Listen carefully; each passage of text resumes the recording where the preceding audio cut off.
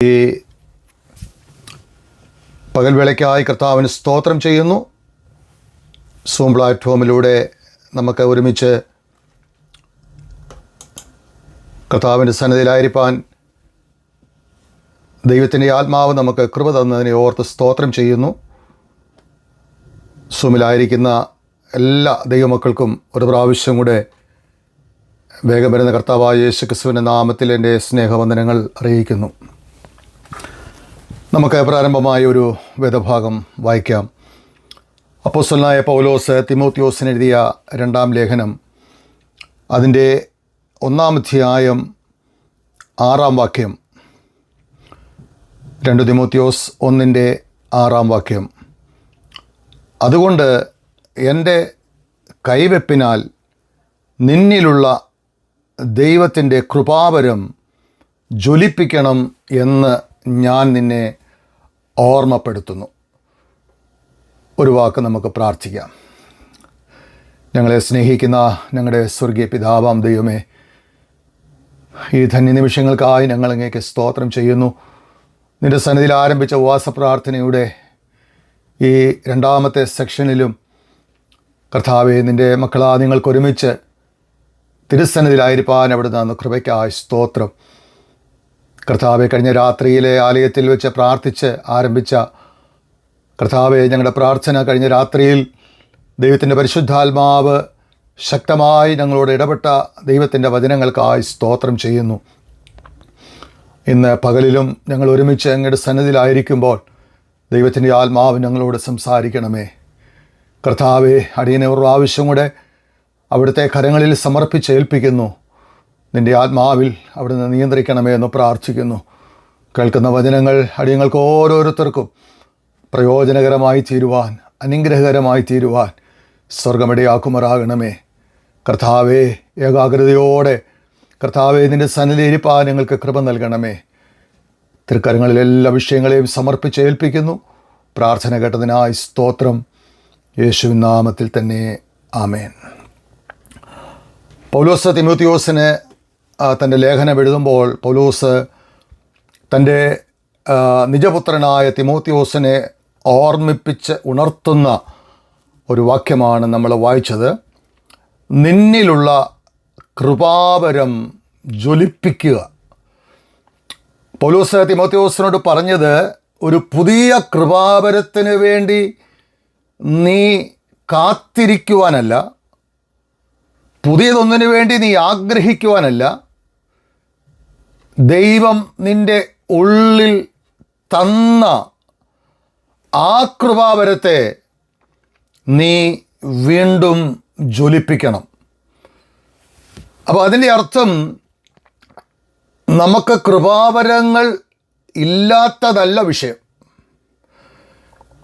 നാം രക്ഷിക്കപ്പെട്ടപ്പോൾ, നാം വീണ്ടും ജനനം പ്രാപിച്ചപ്പോൾ ദൈവം നമ്മെ ഓരോരുത്തരെയും വിവിധങ്ങളായ കൃപാവരങ്ങളാൽ നിറച്ചിട്ടുണ്ട്. എന്നാൽ കാലക്രമേണം കാലങ്ങൾ കഴിഞ്ഞപ്പോൾ, ആദ്യകാലങ്ങളിലൊക്കെ നമ്മൾ ജ്വലിച്ച പലതിലും നിന്നെങ്കിൽ, വിശ്വാസത്തിലായാലും പരിശുദ്ധാത്മാവിനാലാണെങ്കിലും പലതിലും നമ്മൾ ജ്വലിച്ച് നിന്നെങ്കിലും, കാലക്രമേണ ആ ജ്വലനങ്ങൾ നമ്മിൽ നിന്ന് നഷ്ടമായി പോയി എന്നുള്ളത് ഒരു യാഥാർത്ഥ്യമാണ്. നമുക്ക് ജ്വലിപ്പിക്കുവാൻ പറ്റുന്നില്ല. നമുക്ക് ആഗ്രഹമുണ്ട്, നമ്മൾ പ്രാർത്ഥിക്കുന്നുണ്ട്, കർത്താവേ എന്നിലുള്ള ആ കൃപാവരങ്ങളെ ഒന്ന് ജ്വലിപ്പിക്കണം എന്ന് നമ്മൾ ദൈവസന്നിധിയിൽ പലപ്പോഴും മുട്ടിപ്പായി പ്രാർത്ഥിക്കുന്നുണ്ട്. പക്ഷേ നമുക്ക് അതിനെ ജ്വലിപ്പിക്കുവാൻ, വേണ്ട നിലയിൽ ജ്വലിപ്പിക്കുവാൻ നമുക്ക് സാധിക്കുന്നില്ല. ഇവിടെ ജ്വലിപ്പിക്കുക എന്നതിൻ്റെ ഗ്രീക്കിൽ കൊടുത്തിരിക്കുന്ന പദം അനസോപ്രയോ എന്ന പദമാണ് അവിടെ കൊടുത്തിരിക്കുന്നത്. 2 വാക്കുകളാണ് അതിന് പിന്നിലുള്ളത്. ഒന്ന് അന എന്ന് പറഞ്ഞാൽ വീണ്ടും, ഒരിക്കൽ കൂടെ. സോപ്രയോ എന്ന് പറഞ്ഞാൽ അതിൻ്റെ അർത്ഥം അണഞ്ഞു പോകാൻ തുടങ്ങുന്ന ആ തീയെ വീണ്ടും ഒന്ന് ജ്വലിപ്പിക്കണം. ഈ ദിവസങ്ങളിൽ ദൈവസഭയുടെ പ്രാർത്ഥന, ദൈവസാന്നിധ്യം കൊതിക്കുന്ന, ദൈവമഹത്വം ആഗ്രഹിക്കുന്ന ദൈവസഭയുടെ ആഗ്രഹം, ഓരോ വ്യക്തികളും ദൈവസന്നിധിയിൽ ആഗ്രഹിക്കേണ്ടത്, കർത്താവേ എന്നിൽ നീ തന്നിട്ടുള്ള കൃപാവരങ്ങൾ മറഞ്ഞു കിടക്കുകയാണ്. ചാരത്തിനുള്ളിൽ അത് മൂടിക്കിടക്കുകയാണ്. ഈ ദിവസങ്ങളിൽ എൻ്റെ ഉള്ളിൽ വസിക്കുന്ന ദൈവത്തിൻ്റെ പരിശുദ്ധാത്മാവിനാൽ ദൈവം എനിക്ക് നൽകിയിട്ടുള്ള ആ കൃപാവരങ്ങളെ ഒന്ന് ജ്വലിപ്പിക്കുവാൻ ദൈവത്തിൻ്റെ ആത്മാവ് ഇടയാക്കി തീർക്കണമേ എന്ന് നമുക്ക് ദൈവത്തോട് ആത്മാർത്ഥമായിട്ട് പ്രാർത്ഥിക്കാം. ഒരു കാലത്ത് നമ്മൾ കനലായി കത്തിയവരാണ്. എന്നെ കേൾക്കുന്ന പല പ്രിയപ്പെട്ടവരും തീജ്വാലയായി ദൈവത്തിന് വേണ്ടി പ്രയോജനപ്പെട്ടിട്ടുള്ളവരാണ്. എന്നാൽ ഈ നാളുകളിൽ ചാരത്തിനടിയിൽ മറഞ്ഞിരിക്കുന്ന തീക്കനല് പോലെ പ്രശോഭിക്കുവാൻ കഴിയാതെ മൂടപ്പെട്ട അവസ്ഥയിലായിരിക്കുമ്പോൾ പരിശുദ്ധാത്മാവിനെ ഓർപ്പിക്കുവാനുള്ളത്, ഈ ദിവസങ്ങളിൽ നാം ആരാധിക്കുമ്പോൾ നമ്മുടെ ആരാധനകളിൽ അത് വീണ്ടും ഒന്ന് കത്തുവാൻ, വീണ്ടും ഒന്ന് ജ്വലിപ്പിക്കുവാൻ ഇടയായി തീരണം. പൗലോസ് ഇവിടെ തിമോത്തിയോസിനോട് പറഞ്ഞത്, നീ ഒരു പുതിയ തീ ഉണ്ടാക്കാനല്ല, ഒരു പുതിയ അഗ്നി അതിനുവേണ്ടി ആഗ്രഹിക്കാനല്ല, നിന്റെ ഉള്ളിലുള്ള തീയെ നീ ഒന്ന് ഉണർത്തണം. പലപ്പോഴും നമ്മുടെ ഉള്ളിൻ്റെ അകത്ത് ഉറങ്ങിക്കിടക്കുന്ന, മങ്ങിക്കിടക്കുന്ന ആ തീക്കനലുകളെ ഒന്ന് ജ്വലിപ്പിക്കുവാൻ കഴിയാതെ വണ്ണം വിവിധ വിഷയങ്ങൾ നമ്മളെ ഭാരപ്പെടുത്തുന്നുണ്ട്. അപ്പോൾ നമ്മുടെ അകത്ത് ആ മങ്ങിക്കിടക്കുന്ന, ആ കെട്ടുകിടക്കുന്ന ആ തീക്കനലുകളെ, ആ അഗ്നിയെ വീണ്ടും ഒന്ന് ജ്വലിപ്പിക്കണം എന്ന് പരിശുദ്ധാത്മാവ് ഇന്ന് പകൽ ദൈവസഭയെ ഓർമ്മിപ്പിക്കുകയാണ്. ശത്രുവിന് അല്ലെങ്കിൽ സാഹചര്യങ്ങൾക്ക്, ലോകത്തിന്, നിന്റെ ജഡത്തിന് ഒക്കെ നിന്നിലുള്ള ആ ജ്വാലയെ മൂടി വയ്ക്കാൻ കഴിയും. അതിൻ്റെ തീയെ കുറയ്ക്കുവാൻ കഴിയും. അതിൻ്റെ ശക്തിയെ പരിമിതപ്പെടുത്തുവാൻ കഴിയും. എന്നാൽ ഇന്ന് പകൽ ദൈവത്തിൻ്റെ ആത്മാവ് ഞാൻ ഓർപ്പിക്കട്ടെ, ദൈവം നിന്റെ ഉള്ളിൽ ഒരു തീ തന്നിട്ടുണ്ടെങ്കിൽ, ഒരഗ്നിയെ പകർന്നിട്ടുണ്ടെങ്കിൽ, ചില കനലുകൾ നിന്റെ അകത്ത് ദൈവം ഇട്ടിട്ടുണ്ടെങ്കിൽ അതിനെ അണയ്ക്കുവാൻ പിശാചിന് കഴിയത്തില്ല. എത്ര പേര് ഇന്ന് പകൽ അത് വിശ്വസിക്കുന്നുണ്ട്? നിങ്ങളുടെ പ്രയർ റൂമിൽ, നിങ്ങളുടെ സൂമിൽ നിങ്ങളായിരിക്കുമ്പോൾ ഇന്ന് പകൽ നിങ്ങളുടെ ഹൃദയത്തിൽ ഒന്ന് ധ്യാനിച്ച് സ്തോത്രം. എത്രയോ പ്രാവശ്യം പല പ്രതികൂല സാഹചര്യങ്ങളിലൂടെ ഞാൻ കടന്നു പോയിട്ടുണ്ടെങ്കിലും, തീ കെട്ടു എന്ന് തോന്നുന്ന അവസരങ്ങൾ വന്നിട്ടുണ്ടെങ്കിലും എൻ്റെ തീയെ ഇതുവരെ കെട്ടുപോകുവാൻ എൻ്റെ ദൈവം അനുവദിച്ചിട്ടില്ല. അത് സ്വർഗം കത്തിച്ച തീയാണെങ്കിൽ പിശാചിന് അതിനെ അണയ്ക്കുവാൻ കഴിയത്തില്ല. പരിശുദ്ധാത്മാവ് ഇന്ന് പകൽ വീണ്ടും ഓർപ്പിക്കുന്നു, ആ ചാരത്തിൻ്റെ അടിയിൽ ചില കനലുകൾ കിടപ്പുണ്ട്. ആമേൻ. ജ്വലിക്കുവാൻ കഴിയാതെ, പ്രകാശിക്കുവാൻ കഴിയാതെ, ചൂട് കൊടുക്കുവാൻ കഴിയാതെ, വഴി കാണിക്കുവാൻ കഴിയാതെ നിന്റെ അകത്ത് കെട്ടിക്കിടക്കുന്ന ആ കനലുകളെ വീണ്ടും ഒന്ന് ജ്വലിപ്പിച്ചുണർത്തുവാൻ പരിശുദ്ധാത്മാവ് ഇന്ന് പകൽ സഭയെ അതെ പ്രബോധിപ്പിക്കുകയാണ്. ആമേൻ. ജ്വലിപ്പിക്കുക എന്ന് പറഞ്ഞാൽ ഇല്ലാത്ത ഒരു തീയെ സൃഷ്ടിച്ചെടുക്കുവാനല്ല, ഉള്ളിലുള്ള തീയെ നാം വീണ്ടും ഉണർത്തുന്നവരായി മാറണം. ആമേൻ. ഇന്ന് ഈ ദിവസങ്ങളിൽ ദൈവത്തിൻ്റെ ജനം ഓർക്കേണ്ട ഒരു കാര്യം, പുറത്തുനിന്ന് തീ കൊണ്ടുവരുവാനല്ല, അഗ്നി കത്തിക്കുവാനല്ല, ഇല്ലാത്ത തീ ഉണ്ടെന്ന് പെരുപ്പിച്ച് കാണിക്കാനല്ല. നിന്റെ ആത്മാവിൻ്റെ ഉള്ളിൽ, നിന്റെ ഹൃദയത്തിൻ്റെ അകത്ത് പരിശുദ്ധാത്മാവ് പകർന്നിരിക്കുന്ന ആ തീക്കനലുകളെ ഒന്ന് ആരാധനയിലൂടെ, പ്രാർത്ഥനയിലൂടെ, വചനത്തിലൂടെ, വിശുദ്ധ ജീവിതത്തിലൂടെ നീ ഒന്ന് ആ ചാരങ്ങളെ തട്ടിക്കളഞ്ഞ് അതിനെ വീണ്ടും ഒന്ന് ജ്വലിപ്പിച്ച് ഉണർത്തി ദൈവസഭയ്ക്ക് ഒരു അനുഗ്രഹമായി തീരുവാൻ ഈ ദിവസങ്ങളിൽ പരിശുദ്ധാത്മാവ് കൃപ നൽകട്ടെ എന്ന ദൈവത്തോട് പ്രാർത്ഥിക്കുകയാണ്. ദൈവം നമ്മിൽ തന്ന അല്ലെങ്കിൽ നമ്മുടെ ഉള്ളിലിട്ട ആ തീ ദുർബലമായി പോകാനുള്ള കാരണങ്ങൾ എന്താണ്? നമ്മൾ ഈ ദിവസങ്ങളിൽ അത് പരിശോധിക്കണം. ദൈവസന്നിധിയിൽ കടന്നു വരുന്ന ഓരോ നിമിഷങ്ങളിലും, കർത്താവേ, ആരാധനയിൽ ജ്വലിക്കുവാനാണ് ഞാൻ വന്നത്, വചനത്തിങ്കൽ ജ്വലിക്കുവാനാണ് ഞാൻ ആരാധനയ്ക്ക് വന്നത്. പക്ഷേ എനിക്ക് വേണ്ടതുപോലെ ഒന്ന് കത്തുവാൻ കഴിയുന്നില്ല, വേണ്ടതുപോലെ ഒന്ന് ശോഭിക്കുവാൻ കഴിയുന്നില്ല. ആ തേജസ്സിൻ്റെ അകത്ത് എനിക്കൊന്ന് മുങ്ങിത്താഴുവാൻ കഴിയുന്നില്ല. കർത്താവേ, അതിനുള്ള കാരണം എന്താണ്? ആ തീയെ ദുർബലപ്പെടുത്തുവാനുള്ള കാരണം എന്താണെന്ന് ദൈവസന്നിധിയിൽ ഈ ദിവസങ്ങളിൽ നാം ശോധന ചെയ്ത് നാം കണ്ടുപിടിക്കുന്നവരായി തീരണം. സ്തോത്രം. ദൈവം നൽകിയ അഗ്നി, ഒരു കാര്യം പ്രത്യേകം ദൈവാത്മാവ് ഓർപ്പിക്കുന്നു. ദൈവം നിന്റെ അകത്ത് നൽകിയ അഗ്നിയെ ദൈവത്തിൻ്റെ ഭാഗത്തു നിന്ന് ദൈവം ദുർബലമാക്കിയിട്ടില്ല. ദൈവം നിന്റെ അകത്ത് പകർന്ന തീയെ കുറയ്ക്കുവാൻ ദൈവത്തിൻ്റെ ഭാഗത്തു നിന്നും ഒരു വീഴ്ചയും വന്നിട്ടില്ല. ആമേൻ. പിന്നെ വീഴ്ച എന്ന് പറയുന്നത് നമ്മുടെ ഭാഗത്താണ്.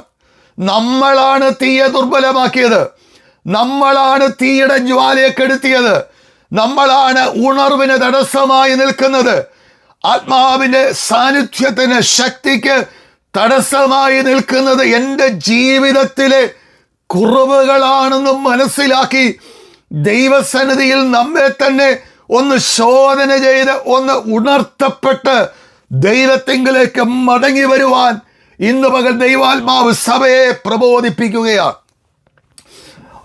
ചില കാരണങ്ങൾ ദൈവാത്മാവിൽ ഇന്ന് പകൽ ഓർപ്പിക്കുവാൻ ഞാൻ ആഗ്രഹിക്കുന്നു. ഒന്നാമത്തെ കാരണം എന്ന് പറയുന്നത് നമ്മിലുള്ള ആത്മീയ അലസതയാണ്. പണ്ടത്തെ ആ തീഷ്ണത, രക്ഷിക്കപ്പെട്ട നാളുകളിൽ, ആരാധനയുടെ ആദ്യ നാളുകളിൽ നമ്മുടെ അകത്തുണ്ടായിരുന്ന ആത്മീയ തീഷ്ണത പലർക്കും നഷ്ടമായി എന്നുള്ളതൊരു വസ്തുത തന്നെയാണ്. നമ്മുടെ തീക്ക് മങ്ങലേറ്റിട്ടുണ്ട് എന്നുള്ളത് നമുക്ക് നിഷേധിക്കാൻ പറ്റാത്ത ഒരു വാസ്തവമായ കാര്യമാണ്. നമുക്കൊരു ആത്മാവിൻ്റെ തീയെ നമുക്കൊരു ഭൗമിക പ്രകാരം ഉള്ള ഒരു തീയെ അണയ്ക്കണമെങ്കിൽ അത് ഒന്നുകിൽ മഴ പെയ്താൽ മതി, അല്ലെങ്കിൽ കുറെ വെള്ളമൊഴിച്ചാൽ മതി, അല്ലെങ്കിൽ അതിന് വേണ്ട ഇന്ധനം കൊടുക്കാതിരുന്നാൽ മതി. അതുപോലെ ഒരു കാര്യം ഓർത്തോണം, നാം ദൈവസന്നിധിയിൽ ആത്മാവിൽ ജ്വലിക്കേണ്ട നാം ജ്വലിക്കാതിരിക്കുന്നതിൻ്റെ പിന്നിലുള്ള പ്രധാന കാരണം നാം അതിന് കൊടുക്കേണ്ട ഇന്ധനങ്ങൾ കൊടുക്കുന്നില്ല. നമ്മൾ ആത്മാവിൽ കത്തുവാൻ വേണ്ട ആത്മീയ ഇന്ധനങ്ങൾ, നമ്മുടെ ആത്മീയ ഇന്ധനങ്ങൾ എന്ന് പറയുന്നത് നമ്മുടെ പ്രാർത്ഥനയും നമ്മുടെ വചനധ്യാനവും നമ്മുടെ വിശുദ്ധ ജീവിതവും നമ്മുടെ ആ ആദ്യ സ്നേഹവും നമ്മുടെ വിളിയും, ഇങ്ങനെ അനേക കാര്യങ്ങളാണ് ആമേൻ നമ്മുടെ തീയെ ഉണർത്തുന്ന അതേ കാര്യങ്ങളെന്ന് പറയുന്നത്. ഇതെല്ലാം കുറയുവാനുള്ള കാരണമെന്ന് പറയുന്നത് ഈ നാളുകളിൽ നമ്മൾ അറിഞ്ഞോ അറിയാതെയോ ഒരാത്മീയ മന്ദത ദൈവസഭയ്ക്കകത്ത് പിശാച് കയറ്റി വിട്ടിട്ടുണ്ട്. പലരെയും മയക്കി ഉറക്കി അവരുടെ തീയെ കെടുത്തി ആത്മീയ അലസതയിലേക്ക് പിശാച് കൊണ്ടുവരുമ്പോൾ ഇന്ന് പകൽ ആത്മാവ് ഓർപ്പിക്കട്ടെ, നമ്മുടെ ആത്മാവിൻ്റെ അലസത വിട്ട് നാം ഉണരേണ്ട നാളുകൾ സമീപിച്ചിരിക്കുന്നു. കാരണം കർത്താവിൻ്റെ വരവ് അടുത്തിരിക്കുന്നു. മങ്ങിയും ഉറങ്ങിയും കാലം കഴിക്കുവാനുള്ള സമയമല്ല. നാം ആത്മാവിൽ ഉണർന്ന് തീ പോലെ ജ്വലിക്കേണ്ട ദിനങ്ങളാണെന്ന് ഈ ദിവസങ്ങളിൽ പരിശുദ്ധാത്മാവ് ഓർപ്പിക്കുകയാണ്. നിന്റെ ആദ്യ സ്നേഹം നഷ്ടപ്പെടുത്തി. കഴിഞ്ഞ ഒരു ദിവസം ഞാൻ ആ ആദ്യ സ്നേഹത്തെക്കുറിച്ച് സഭയിൽ പ്രസ്താവിച്ചതായതുകൊണ്ട് അതിലേക്ക് ഞാൻ കടക്കുന്നില്ല. നമുക്ക് സ്നേഹമുണ്ട്, ഞാൻ അന്നും പറഞ്ഞു, നമുക്കെല്ലാവർക്കും സ്നേഹമുണ്ട്. പക്ഷേ ആ സ്നേഹത്തിൻ്റെ തീവ്രത കുറഞ്ഞുപോയി. ദൈവത്തോടുള്ള സ്നേഹം, കൂട്ടസഹോദരന്മാരോടുള്ള സ്നേഹം, വിശുദ്ധിയോടുള്ള സ്നേഹം, പ്രാർത്ഥനയോടുള്ള സ്നേഹം, ആരാധനയോടുള്ള സ്നേഹം, ഹല്ലേലൂയ വചനധ്യാനത്തോടുള്ള സ്നേഹം, ഇതൊക്കെയും കുറഞ്ഞുപോയിട്ട് ഒരു ചടങ്ങെന്ന പോലെ ഒരു പ്രകടനമായി നമ്മുടെ ആരാധനയും നമ്മുടെ സ്തോത്രവും നമ്മുടെ സ്തുതിയും നമ്മുടെ ആത്മീയ ജീവിതത്തിൽ നാം പ്രകടിപ്പിക്കുന്ന ഓരോ വിഷയങ്ങളും ഹല്ലേലൂയ സ്തോത്രം അത് ഒരു ആത്മാവിൻ്റെ പ്രകടനമായി അത് മാറിക്കൊണ്ടിരിക്കുകയാണ്. നമ്മുടെ സ്നേഹം തണുത്തുകൊണ്ടിരിക്കുകയാണ്. ഈ ദിവസങ്ങളിൽ ദൈവത്തിൻ്റെ ആത്മാവിനെ സഭയെ ഓർപ്പിക്കുവാനുള്ളത്, നീ ഏത് വിഷയത്തിൽ തണുത്തിരിക്കുന്നുവോ അതിൽ നിന്ന് ഒന്ന് ഉണർന്ന് അതിൻ്റെ മേലൊരു ജയം പ്രാപിക്കുവാൻ, അത് ഒന്ന് ചൂടാക്കി എടുക്കുവാൻ ദൈവത്തിൻ്റെ ആത്മാവ് ഇന്ന് പകൽ ഓർപ്പിക്കുകയാണ്. നമ്മൾ പ്രാർത്ഥിക്കുന്നുണ്ട്, നമ്മൾ വചനം വായിക്കുന്നുണ്ട്, നമ്മൾ ആരാധിക്കുന്നുണ്ട്, ഒന്നിനും ഒരു കുറവുമില്ല, ഇതെല്ലാം നടക്കുന്നുണ്ട്. പക്ഷേ ഒരു കാര്യമാണ്, അതിൻ്റെ അകത്ത് ആത്മസാന്നിധ്യം വെളിപ്പെടുന്നുണ്ടോ? നമ്മുടെ പ്രാർത്ഥനയിൽ തീ വെളിപ്പെടുന്നുണ്ടോ? നമ്മുടെ ആരാധനയിൽ ആ ജ്വലിക്കുന്ന തീയുടെ സാന്നിധ്യം വെളിപ്പെടുന്നുണ്ടോ? അല്ലെ നമ്മുടെ വചനധ്യാനത്തിങ്കിൽ, അല്ലെ വെറുതെ നമ്മൾ വചനം വായിച്ചു വിടുന്നവരായിട്ടല്ല, ആ വചനത്തിങ്കിൽ ഒരു തീ ഇറങ്ങുവാനിടയായി തീരണം. അപ്പോഴാണ് നമുക്ക് ജ്വലിക്കപ്പെടുവാൻ കഴിയുന്നത്. ഞാൻ വേഗത്തിൽ ചില കാര്യങ്ങൾ ഓർപ്പിക്കുവാൻ ആഗ്രഹിക്കുന്നു. ഒന്ന്, നമ്മുടെ പ്രാർത്ഥന തന്നെ എടുത്തു നോക്കിക്കൂ. നമുക്ക് പ്രാർത്ഥനയ്ക്ക് ഒരു കുറവുമില്ല. എപ്പോഴും നമ്മൾ പ്രാർത്ഥിക്കുന്നവരാണ്. നമ്മുടെ ആഴ്ചയിൽ 5-6 ദിവസങ്ങൾ നമ്മൾ പ്രാർത്ഥനയ്ക്കായി കൂടി വരാറുണ്ട്. പക്ഷേ നമ്മുടെ പ്രാർത്ഥന ഒരു ചടങ്ങായി മാറുന്നുണ്ടോ? നമ്മുടെ പ്രാർത്ഥനയിൽ തീ കെടുവാനുള്ള കാരണം എന്താണ്? നമ്മുടെ അതിപിതാക്കന്മാർ പ്രാർത്ഥനയ്ക്കായി മുട്ടുമടക്കുമ്പോൾ ഹല്ലേലൂയ, സ്വർഗത്തിന്റെ തീ അതിന്റെ നടുവിൽ ഇറങ്ങുമായിരുന്നു. ആത്മാവിൽ അവർ ജ്വലിക്കുന്നത് നമ്മൾ കണ്ടിട്ടുണ്ട്. പ്രൈസ്. നമ്മുടെയൊക്കെയും വിശ്വാസത്തിന്റെ ആദ്യ നാളുകളിൽ പ്രാർത്ഥനയിൽ നമ്മൾ ജ്വലിക്കുമായിരുന്നു. സ്തോത്രം. എന്നാൽ ഒരു കാര്യം ഇന്ന് പകൽ ദൈവാത്മാവിൽ എനിക്ക് ഓർപ്പിക്കുവാനുള്ളത്, നമ്മുടെ പ്രാർത്ഥനയിൽ ഒത്തിരി കാര്യങ്ങൾ ഉണ്ടെങ്കിലും ഒരു പ്രധാനപ്പെട്ട കാര്യം നമ്മുടെ പ്രാർത്ഥനയിൽ നമ്മൾ നഷ്ടപ്പെടുത്തിയിട്ടുണ്ടോ എന്ന് ശോധന ചെയ്യണം. അത് മറ്റൊന്നുമല്ല, പ്രാർത്ഥനയിൽ നാം ദൈവത്തെ നഷ്ടപ്പെടുത്തി എന്നുള്ളതാണ് വാസ്തവമായ കാര്യമെന്ന് പറയുന്നത്. ഹല്ലേലൂയ. എന്താണ് പ്രാർത്ഥനയിലെ തീ എന്ന് പറയുന്നത്? പ്രാർത്ഥനയിലൂടെ എന്തിനാണ് നമ്മൾ ദൈവസന്നിധിയിൽ വരുന്നത്? ഞാൻ പ്രാർത്ഥിക്കുന്ന പ്രാർത്ഥനയിലൂടെ എനിക്ക് ദൈവത്തെ കാണണം, എനിക്ക് ദൈവത്തെ അനുഭവിക്കണം. അങ്ങനെയുള്ള ഒരു ശക്തമായ വാഞ്ചയോടും താല്പര്യത്തോടും കൂടെ നാം ദൈവസന്നിധിയിൽ പ്രാർത്ഥിക്കുമെങ്കിൽ, എന്താ നമ്മുടെ പ്രാർത്ഥനയുടെ ആഗ്രഹം? എനിക്ക് ദൈവത്തെ കാണണം, എനിക്ക് എൻ്റെ ദൈവത്തെ ഒന്ന് അനുഭവിച്ചറിയണം. ആത്മാവിൽ ഞാൻ ദൈവത്തെ കാണുവാനാ ദൈവസന്നിധിയിൽ എൻ്റെ പ്രാർത്ഥനാ മുറിയിൽ കയറിയത്. ഹല്ലേലൂയ. സാഹചര്യങ്ങളെ കണ്ട് തളരുവാനല്ല, പ്രതികൂലങ്ങളെ കണ്ട് ഭയപ്പെടുവാനല്ല. എൻ്റെ പ്രാർത്ഥനാ മുറിയിൽ ഹല്ലേലൂയ, ഞാൻ ആരാധനാലയത്തിലാണെങ്കിലും അതേ വീടിനകത്താണെങ്കിലും ഏത് സമയത്ത് പ്രാർത്ഥനയ്ക്കായി മുട്ടുമടക്കിയാലും നമ്മുടെ ദൈവത്തിൽ ഒരു ആഗ്രഹം ഉണ്ടായിരിക്കണം. ഈ പ്രാർത്ഥനയിലൂടെ എനിക്ക് എൻ്റെ ദൈവത്തെ കാണണം, എനിക്ക് എൻ്റെ ദൈവത്തിൻ്റെ സാന്നിധ്യം അനുഭവിക്കണം, എനിക്ക് എൻ്റെ ദൈവത്തിൻ്റെ മഹത്വം അനുഭവിക്കണം. ഞാനൊരു കാര്യം ഓർപ്പിക്കാം, പ്രാർത്ഥനയിൽ നമുക്ക് വാക്കുകൾക്ക് പഞ്ഞമില്ല. നമുക്ക് ഇഷ്ടം പോലെ വാക്കുകൾ പ്രാർത്ഥിക്കുവാനായിട്ടുണ്ട്. പക്ഷെ ഒരു കാര്യം നമ്മൾ മറക്കരുത്, വാക്കുകൾക്ക് പഞ്ഞമില്ലെങ്കിലും ആത്മാവിൻ്റെ ജ്വാലയ്ക്ക് പഞ്ഞമാണ്, ആത്മാവിൻ്റെ തീക്ക് പഞ്ഞമാണ്. സ്തോത്രം. നമ്മുടെ വാക്കുകൾ ഉച്ചത്തിൽ ഉയരുന്നുണ്ടെങ്കിലും നമ്മുടെ പ്രാർത്ഥന പലപ്പോഴും ഹല്ലേലൂയ, അല്ലെങ്കിൽ നമ്മുടെ പ്രാർത്ഥനയിലൂടെ നമ്മുടെ ഹൃദയം പലപ്പോഴും ദൈവസന്നിധിയിലേക്ക് ഉയരുന്നില്ല. ഞാൻ വീണ്ടും ഓർപ്പിക്കാം, വാക്കുകൾ ഉയരുന്നുണ്ട്, പക്ഷേ അതിനനുസരിച്ച് അല്ലെങ്കിൽ നമ്മുടെ ഹൃദയം ദൈവസന്നിധിയിൽ ഉയരാത്തതാണ് നമ്മുടെ ജാല കെട്ടുപോകാനുള്ള കാരണമെന്ന് പറയുന്നത്. നമ്മളുടെ ഓർത്തോണം, നമ്മൾ പലപ്പോഴും ദൈവസന്നിധിയിൽ വന്ന് പ്രാർത്ഥിക്കുന്നത് ഏത് വിഷയത്തിന് വേണ്ടിയാ? കർത്താവേ, എൻ്റെ ആശ്വാസത്തിന് വേണ്ടി, എൻ്റെ സമാധാനത്തിന് വേണ്ടി, എൻ്റെ പ്രത്യാശയ്ക്ക് വേണ്ടി, അല്ലെങ്കിൽ എൻ്റെ ഉണർവിന് വേണ്ടി, അല്ലെങ്കിൽ എൻ്റെ അതേ സ്തോത്രം എൻ്റെ വിടുതലിന് വേണ്ടി, എന്റെ സന്തോഷത്തിന് വേണ്ടി, അല്ലെങ്കിൽ ഇതൊക്കെ നമ്മൾ പ്രാർത്ഥിക്കുന്നതിന് വേണ്ടിയാ നമ്മൾ ദൈവസ്ഥലേക്ക് കടന്നത്. എനിക്കൊരു ആശ്വാസം വേണം, എനിക്കൊരു വിടുതൽ വേണം, എനിക്കൊരു അനുഗ്രഹം വേണം, എനിക്കൊരു സമാധാനം വേണം. ഹല്ലേലൂയ, സ്തോത്രം സ്തോത്രം. എന്നാൽ ഇതിനൊക്കെ വേണ്ടി നമ്മൾ ദാഹിക്കാറുണ്ട്. പക്ഷേ എത്ര പേര് പ്രാർത്ഥനയിൽ ദൈവത്തിന് വേണ്ടി ദാഹിക്കുന്നുണ്ട്? Praise the Lord. ഭൗതികമായ വിഷയങ്ങൾക്ക് വേണ്ടി നിനക്ക് ദാഹമുണ്ട്, എന്നാൽ ദൈവസന്നിധിയിൽ പ്രാർത്ഥനയ്ക്ക് മുട്ടുമടക്കും നടക്കുമ്പോൾ ഹല്ലേലൂയ, ദൈവത്തിന് വേണ്ടി ഒരു ദാഹമില്ല. ദൈവത്തെ കാണാനും ദൈവത്തെ അനുഭവിക്കാനും ദൈവത്തോട് സംസാരിക്കാനും ഉള്ള ഒരു ദാഹം നമുക്ക് നഷ്ടപ്പെട്ടിട്ടുണ്ട് എന്നുള്ള കാര്യം മറക്കുവാൻ കഴിയുന്നതല്ല പ്രിയമുള്ളവരെ. പ്രാർത്ഥനയിൽ ദൈവത്തെ നഷ്ടപ്പെടുത്തി എന്ന് ഞാൻ പറയുമ്പോൾ അതിൻ്റെ അർത്ഥം എന്താണെന്നറിയാമോ? ഹല്ലേലൂയ, ദൈവത്തെ മുന്നിൽ വെച്ചുകൊണ്ട് തന്നെയാണ് നമ്മൾ പ്രാർത്ഥിക്കുന്നത്. പക്ഷേ ദൈവത്തെ നഷ്ടപ്പെടുത്തി എന്ന് പറഞ്ഞാൽ ദൈവവുമായിട്ടുള്ള ആ ജീവനുള്ള ബന്ധം നഷ്ടപ്പെടുത്തിയാണ് പലരും അതേ സ്തോത്ര പ്രാർത്ഥനയിൽ ഇരിക്കുന്നത്. അല്ലെങ്കിൽ വാക്കുകൾ നാവിൽ നിന്ന് വരുന്നുണ്ട്, ഉച്ചത്തിൽ ശബ്ദം പുറപ്പെടുവിക്കുന്നുണ്ട്, ചലനങ്ങളുണ്ട്, എല്ലാം നടക്കുന്നുണ്ട്. പക്ഷേ ആ ജീവനുള്ള ബന്ധത്തിൽ നിന്ന് നമുക്ക് പ്രാർത്ഥിക്കുന്നെങ്കിൽ മാത്രമേ ആ സ്വർഗീയ തീ നമ്മുടെ മേൽ ഇറങ്ങുവാൻ കഴിയത്തുള്ളൂ. സ്തോത്രം. അതുകൊണ്ട് ദിവസങ്ങളിൽ ഹല്ലേലൂയ ദൈവമക്കളെ, നമുക്ക് ദൈവത്തോട് ഹല്ലേലൂയ സംസാരിക്കുവാൻ നമ്മൾ കടന്നു വന്നിരിക്കുമ്പോൾ ഹല്ലേലൂയ ആ ദൈവത്തെ കണ്ടുകൊണ്ട് സംസാരിക്കുവാൻ, ദൈവത്തിൻ്റെ ഇഷ്ടമറിഞ്ഞ് ഹല്ലേലൂയ സംസാരിക്കുവാൻ ഈ ദിവസങ്ങളിൽ പരിശുദ്ധാത്മാവ് നമുക്ക് കൃപ തരട്ടെ എന്ന് ദൈവത്തോട് പ്രാർത്ഥിക്കുകയാണ്. സ്തോത്രം. നമ്മൾ ഒരു കാര്യം ഓർക്കണം, നാം ദൈവത്തോട് സംസാരിക്കുന്നതല്ല പലപ്പോഴും നമ്മുടെ പ്രാർത്ഥനയിലെ മുഖ്യ വിഷയമെന്ന് പറയുന്നത്. പ്രൈസ് ദി ലോർഡ്, ഹല്ലേലൂയ, ആവശ്യങ്ങളുടെ ഒരു പട്ടികയായിട്ട് നമ്മുടെ പ്രാർത്ഥന പലപ്പോഴും മാറുകയാണ്. പലപ്പോഴും എന്നല്ല, എല്ലായ്പ്പോഴും തന്നെ നമ്മുടെ പ്രാർത്ഥന എന്ന് പറയുന്നത് ദൈവത്തോട് സംസാരിക്കുന്നതിനേക്കാൾ അപ്പുറമായി ആവശ്യങ്ങളുടെ ഒരു പട്ടികയുമായിട്ടാണ് നമ്മൾ ദൈവസന്നിധിയിൽ പ്രാർത്ഥനയ്ക്കായിട്ട് വരുന്നത്. നമ്മുടെ പ്രാർത്ഥനകളൊക്കെ ശ്രദ്ധിച്ചാൽ നമുക്ക് മനസ്സിലാകുമല്ലോ. ഹല്ലേലൂയ, ഏത് സമയത്ത് പ്രാർത്ഥനയ്ക്ക് വന്നാലും നമ്മുടെ ആവശ്യങ്ങൾക്ക് ഒരു പഞ്ഞവുമില്ല.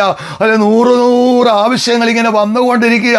നമുക്ക് അത് കഴിഞ്ഞിട്ട് ദൈവത്തിൻ്റെ മുഖം അന്വേഷിക്കുവാനുള്ള സമയമില്ല എന്നുള്ളതാണ് വാസ്തവമായ കാര്യമെന്ന് പറയുന്നത്.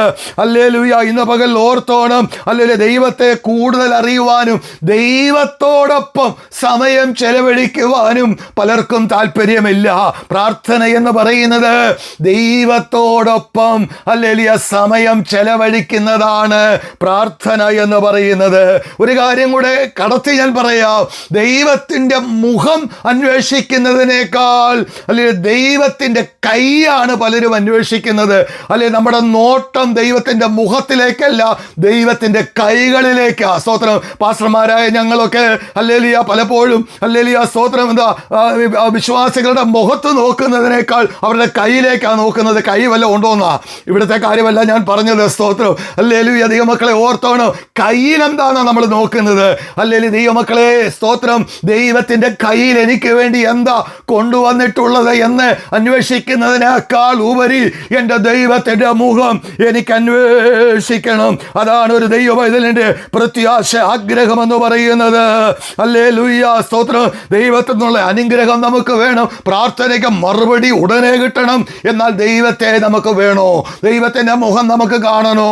ദൈവത്തിൻ്റെ അതേ സംസാരം നമുക്ക് കേൾക്കണോ?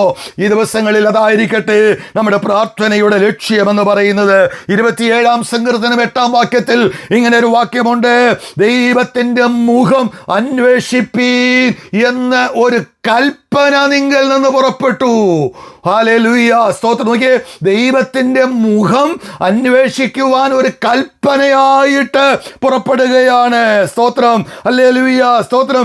എൻ്റെ കയ്യിലുള്ളത് അന്വേഷിക്കുവാനല്ല പറഞ്ഞത്, എൻ്റെ മുഖം അന്വേഷിപ്പീൻ. ഈ ദിവസങ്ങളിൽ പ്രാർത്ഥനയിൽ ദൈവത്തിൻ്റെ മുഖം അന്വേഷിക്കുവാൻ ദൈവത്തിൻ്റെ ആത്മാവ് നമ്മെ സഹായിക്കട്ടെ. 27-ാം സങ്കീർത്തനത്തിൽ ദാവീദ് പറയുന്ന എന്താണ്? 4-ാം വാക്യം: ഞാൻ മറ്റൊന്നും ആഗ്രഹിക്കുന്നില്ല, എനിക്ക് എൻ്റെ ദൈവത്തിൻ്റെ സ്ഥാനത്തിൽ വന്ന് അവൻ്റെ മനോഹരത്വം ഒന്ന് കണ്ടാൽ മതി. ഹല്ലേലൂയ. എനിക്ക് എൻ്റെ കർത്താവിൻ്റെ മുഖം ഒന്ന് കണ്ടാൽ മതി, അവൻ്റെ സൗന്ദര്യം ഒന്ന് ആസ്വദിച്ചാൽ മതി. ഞാൻ അവൻ്റെ സന്നിധിയിൽ വന്ന് അവൻ്റെ മുഖം കാണുമ്പോൾ എൻ്റെ ആവശ്യങ്ങളെല്ലാം ഞാൻ മറക്കുകയാണ്. ഞാൻ ചോദിക്കാമെന്നതെല്ലാം മറക്കുക. എനിക്ക് അവനോട് ഇനി ഒന്നും ചോദിക്കേണ്ട. എനിക്ക് മണിക്കൂറുകൾ കഴിഞ്ഞാലും എനിക്ക് അവൻ്റെ മുഖം കണ്ടങ്ങിരുന്നാൽ മതി. അതാണ് ദൈവമക്കളെ ഒരു ദൈവത്തിൻ്റെ അതേ പ്രാഗൽഭ്യം എന്ന് പറയുന്നത് ഈ ദിവസങ്ങളിൽ എത്ര പേര് ആഗ്രഹിക്കുന്നുണ്ട്? എനിക്ക് അവന്റെ മുഖം കണ്ടാ മതി, എനിക്ക് അവന്റെ മനോഹരത്വം കണ്ടാ മതി, എനിക്ക് അവന്റെ ആലയത്തിൽ വസിച്ചാൽ മതി. ഹല്ലേലൂയ. ദിവസങ്ങളിൽ പരിശുദ്ധാത്മാവ് നമ്മളെ സഹായിക്കട്ടെ. കഴിഞ്ഞ രാത്രിയിൽ നമ്മൾ കേട്ടല്ലോ, യേശു കർത്താവ് പ്രാർത്ഥിക്കുമ്പോൾ അവന്റെ മുഖഭാവം മാറി, അവന്റെ വസ്ത്രം മാറി. അല്ലെ, നമ്മൾ പ്രാർത്ഥനയ്ക്ക് മുട്ടുമടക്കുന്നത് എന്തിനാണെന്നറിയാമോ? ഹല്ലേലൂയ, നമുക്കൊരു രൂപാന്തരം ഉണ്ടാകുന്നതിന് വേണ്ടിയാ. ഇത്ര നാളും പ്രാർത്ഥിച്ചിട്ടും, ഹല്ലേലൂയ, രാവിലെ ഉച്ചയ്ക്കും വൈകിട്ടും ഒക്കെ നമ്മൾ പ്രാർത്ഥിച്ചിട്ടും നമ്മുടെ അകത്തൊരു രൂപാന്തരം വരുന്നില്ലെങ്കിൽ നമ്മുടെ പ്രാർത്ഥന കൊണ്ട് ദൈവത്തിന് എന്ത് പ്രയോജനമാ ഉള്ളത്? ഇന്ന് പകൽക്കാലം ദൈവസന്നിധിയിൽ നമ്മെ തന്നെ പൂർണ്ണമായി നമുക്ക് സമർപ്പിക്കാം. ഒന്നാമത്തെ കാര്യം, നമ്മുടെ പ്രാർത്ഥനയിൽ ദൈവത്തിൻ്റെ ജ്വാല വെളിപ്പെടണം. രണ്ടാമത്തെ കാര്യത്തിലേക്ക് ഞാൻ വേഗത്തിൽ വരാം. നമുക്ക് വചനമുണ്ട്, പക്ഷേ വചനത്തിൻ്റെ ആത്മാവ് നമ്മളിൽ പ്രവർത്തിക്കുന്നില്ല. നിങ്ങളതിനോട് ക്ഷമിക്കണമേ. വചനം നമുക്കുണ്ട്, വചനത്തിന് ഒരു പഞ്ഞവുമില്ല. അനുഗ്രഹിക്കപ്പെട്ട ദൈവദാസന്മാർ നമുക്ക് ദൈവത്തിൻ്റെ വചനം നമുക്ക് അതിശക്തമായിട്ട് വിളമ്പി തരുന്നുണ്ട്. പക്ഷേ അല്ലെങ്കിൽ വചനം നമുക്കുണ്ടെങ്കിലും ആ വചനത്തിൻ്റെ ആത്മാവെന്ന് പറയുമ്പോൾ ആ വചനത്തിൻ്റെ തീ നമുക്ക് ലഭിക്കുന്നില്ല. ആ വചനത്തിൻ്റെ തീ നമ്മൾ ഏറ്റെടുക്കുന്നില്ല. വചനത്തിൻ്റെ തീ എന്ന് പറഞ്ഞാൽ എന്താ? വചനത്തിൻ്റെ അകത്തെ ജീവനും വചനത്തിൻ്റെ അകത്തെ ശക്തിയും നിന്റെ ഹൃദയത്തിൻ്റെ അകത്തോട്ട് കയറി നിന്റെ ഹൃദയം ഒന്ന് ജ്വലിക്കുന്നതിനെയാണ് വചനത്തിൻ്റെ ജ്വാല എന്ന് പറയുന്നത്. ഓരോ വചനങ്ങൾ നമ്മൾ കേൾക്കുമ്പോഴും ആ വചനം നമ്മുടെ അകത്ത് ജീവനായി പരിണമിക്കണം. ആ വചനം നമ്മുടെ അകത്ത് ശക്തിയായി പരിണമിക്കണം. ഹല്ലേലൂയ. കേട്ടിട്ട് പോകാനല്ല, ആമേൻ പറഞ്ഞിട്ട് പോകാനല്ല, സ്തോത്രം പറഞ്ഞ് നിർത്താനല്ല. നീ കേൾക്കുന്ന വചനം നിന്റെ അകത്ത് ജീവനും ശക്തിയുമായിട്ട് വെളിപ്പെടണം. അതാണ് വചനത്തിൻ്റെ പ്രത്യേകത എന്ന് പറയുന്നത്. 2 കൊരിന്ത്യർ 3-ാം അവിടെ പൗലോസ് ഇങ്ങനെ ഒരു വാക്യം പറയുന്നുണ്ട്: അക്ഷരം കൊല്ലുന്നു, ആത്മാവോ ജീവിപ്പിക്കുന്നു. ഒന്നുകൂടെ ഞാൻ പറയാം: അക്ഷരം കൊല്ലുന്നു, ആത്മാവ് ജീവിപ്പിക്കുന്നു. അതിൻ്റെ അർത്ഥം എന്താ? അതിൻ്റെ അർത്ഥം ബൈബിളിലെ അക്ഷരങ്ങൾ മോശമാണെന്നല്ല, ബൈബിളിലെ അക്ഷരങ്ങൾ നമുക്ക് നാശമാണെന്നല്ല. അതിൻ്റെ അർത്ഥം ബൈബിളിലെ അക്ഷരങ്ങൾ നമുക്ക് അറിവ് തരുന്നുണ്ട്, പക്ഷേ നമുക്ക് ജീവൻ നൽകുന്നില്ല. വചനത്തിലെ അക്ഷരങ്ങൾ നമുക്ക് അറിവ് തരുന്നുണ്ട്, പക്ഷേ നമുക്ക് ശക്തിയായിട്ട് പരിണമിക്കുന്നില്ല. വാസ്തവമായ ഒരു കാര്യമാണെന്ന് ഇന്ന് പകൽ നമ്മൾ മനസ്സിലാക്കണം. സ്തോത്രം. ഹല്ലേലൂയ. നമുക്ക് അറിവ് മാത്രം കിട്ടുന്നുണ്ട്, നമുക്ക് ജീവൻ ലഭിക്കുന്നില്ല. വചനം കേൾക്കുന്നത്, വചനം വായിക്കുന്നത്, വചനം ചിന്തിക്കുന്നത്, വചനം ധ്യാനിക്കുന്നത് അറിവ് കിട്ടാനല്ല, വിവരങ്ങൾ അറിയാനല്ല, ജീവിതത്തിൽ രൂപാന്തരം പ്രാപിക്കുന്നതിന് വേണ്ടി. ഒന്നുകൂടെ ഞാൻ റിപ്പീറ്റ് ചെയ്യാം.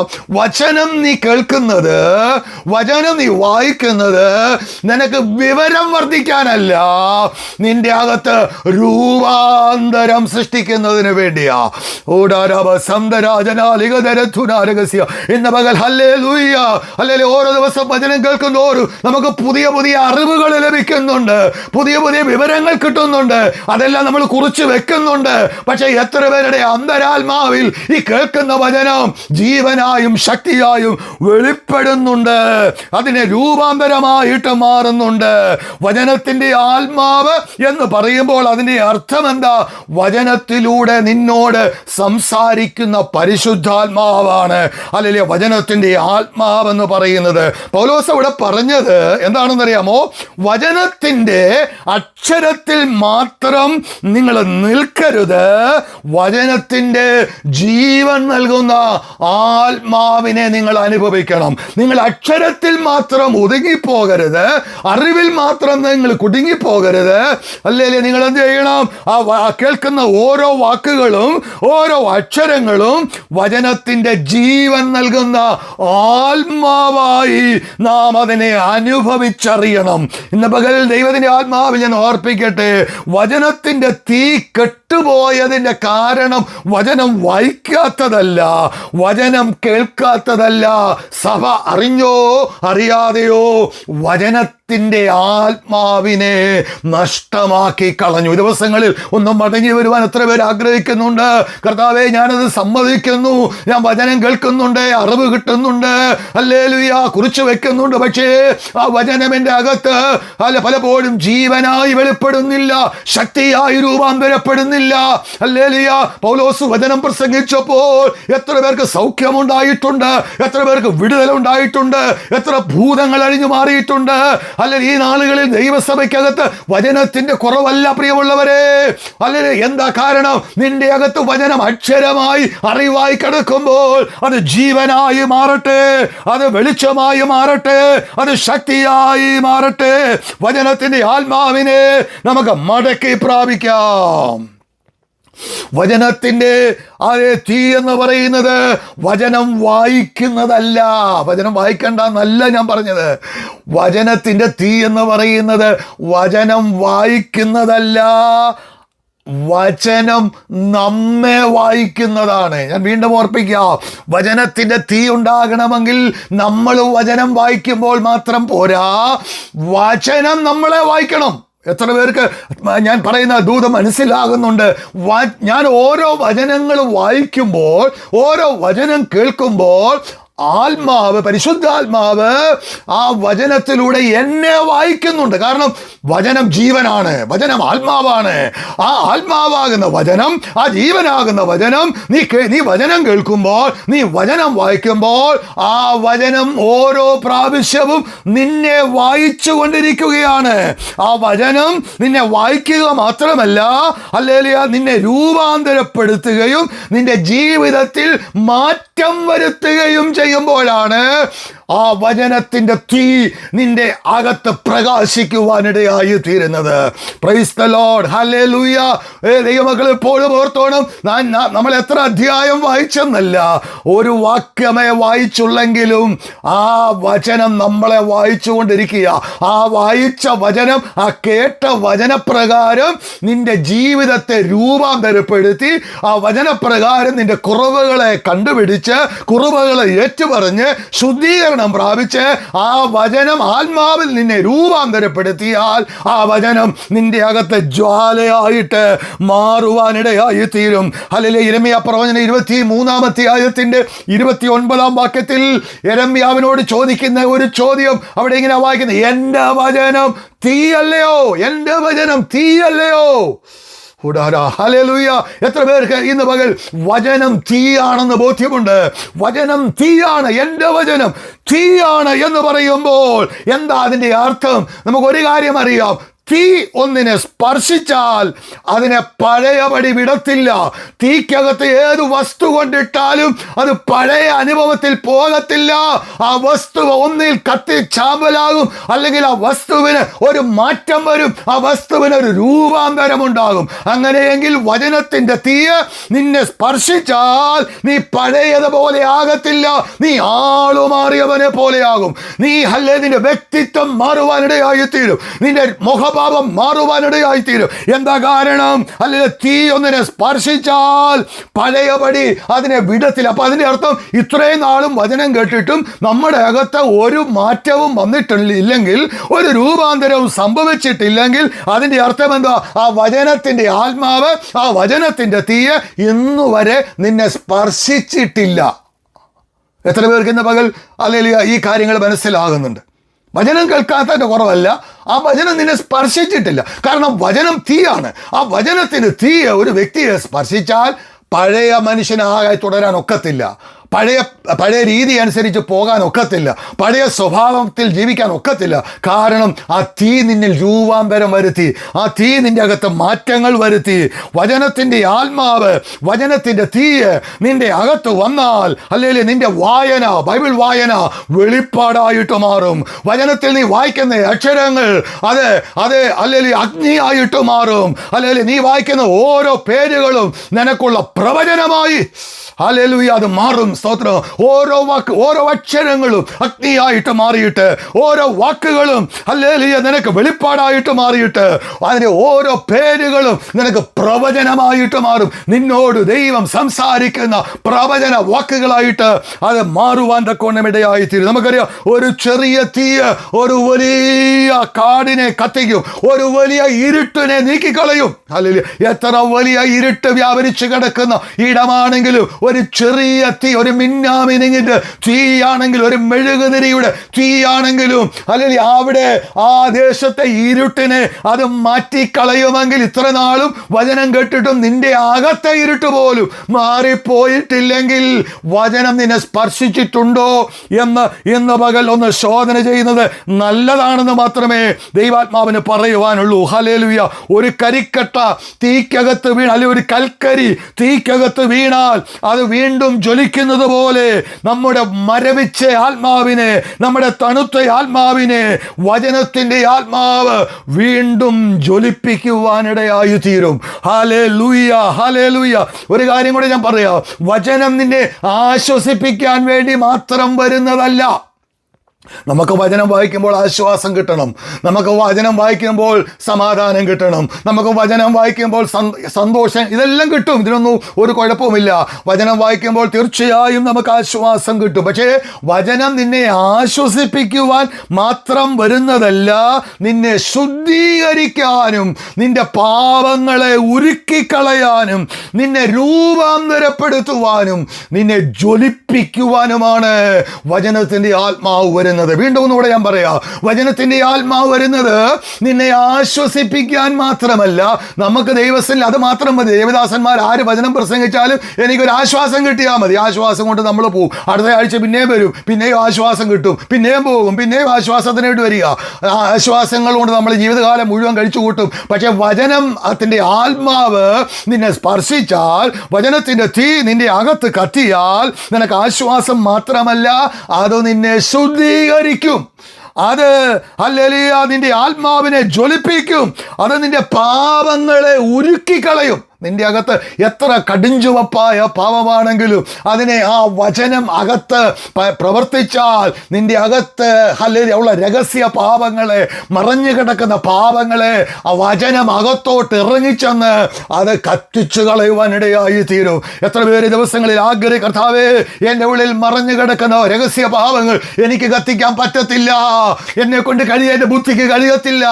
അല്ലെങ്കിൽ നിന്റെ ആത്മാ വചനത്തിൻ്റെ തീ എൻ്റെ അകത്തോട്ട് നിറക്കി എൻ്റെ അകത്ത് മറഞ്ഞു കിടക്കുന്ന രഹസ്യ പാപങ്ങള് ഒന്ന് കത്തിച്ചു കളയണമേ എന്ന് എത്ര പേര് ആത്മാർത്ഥമായി ഇന്ന് പകൽ പ്രാർത്ഥിക്കും. Hallelujah, hallelujah. വചനം ഹൃദയത്തിൽ അതേ കത്തിയാൽ, അല്ലെങ്കിൽ പിച്ചളയ്ക്കകത്തു നിന്ന് കീടം ഉരുകി മാറുന്നത് പോലെ നിന്റെ അകത്തെ കീടങ്ങളെല്ലാം അല്ലെങ്കിൽ ഉരുകി മാറുവാനിടയായി തീരും. അല്ലെങ്കിൽ നിന്റെ അകത്തെ ഭയമെല്ലാം ഓടിപ്പോകുവാനിടയായി തീരും. നിന്റെ വിശ്വാസം വർദ്ധിക്കുവാനിടയായി തീരും. നിന്റെ ജ്വാല അല്ലെങ്കിൽ കത്തുവാനിടയായി തീരും. അതുകൊണ്ട് ദിവസങ്ങളിൽ ആ വചനത്തിന്റെ തീ ഒന്നിറങ്ങുവാൻ എത്ര പേര് ആത്മാർത്ഥമായി ദൈവസന്നിധിയിൽ പ്രാർത്ഥിക്കും.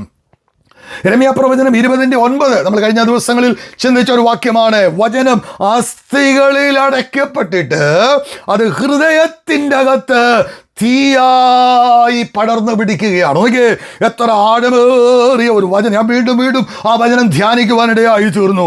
വചനം അസ്ഥികളിൽ അടയ്ക്കപ്പെട്ടിട്ട് ഹൃദയത്തിൽ തീ കത്തി. നോക്കിയേ, അസ്ഥികളിലോട്ട് വരെ ആ വചനം ഇറങ്ങിച്ചെന്നിട്ട് അസ്ഥികളിൽ നിന്ന് ആ വചനം എങ്ങോട്ട് കയറി? ഹൃദയത്തിൻ്റെ അകത്തോട്ട് കയറി. സ്തോത്രം. ഹല്ലേലൂയ. മനസ്സിൻ്റെ അകത്തോട്ട് കയറി, അല്ലെ നിന്റെ ചിന്തക്കകത്തോട്ട് കയറി. എന്നിട്ട് ആ ചിന്തകളെ കത്തിക്കുകയാണ്. ഹല്ലേലൂയ. സ്തോത്രം. ആ തീയുടെ മറ്റൊരു സ്വഭാവമാണ് എന്താ? അതേ സ്തോത്രം, എന്തു വന്നു വീണാലും അതിനെ കത്തിക്കും. അത് മാത്രമല്ല, ഹല്ലേലൂയ, തീയുടെ മറ്റൊരു സ്വഭാവം പടർന്നു കയറുന്ന സ്വഭാവമാണ്. ഹല്ലേലൂയ സ്തോത്രം. എന്നെ കേൾക്കുന്ന ദൈവമക്കളെ, അത് നിങ്ങളുടെ ഇരിക്കുന്ന ഇടത്തൊന്ന് പറഞ്ഞ് വാഗൊണ്ട് നിങ്ങൾ മൗനമായിട്ടെങ്കിലും ഒന്ന് പറഞ്ഞ്, എൻ്റെ അകത്ത് വ്യാപരിക്കുന്ന തീയ്, അത് കത്തിക്കുന്ന തീ, അത് ഇല്ലാത്തതിനെ, അഴുക്കിനെ ഉരുക്കിക്കളയുന്ന തീ മാത്രമല്ല, അത് പടർന്നു കയറുന്ന തീയാ. ഹല്ലേലൂയ.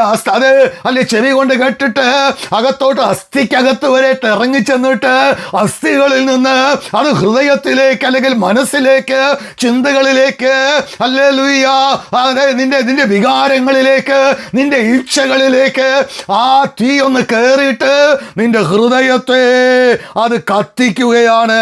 സ്തോത്രം. ഹല്ലേലൂയ.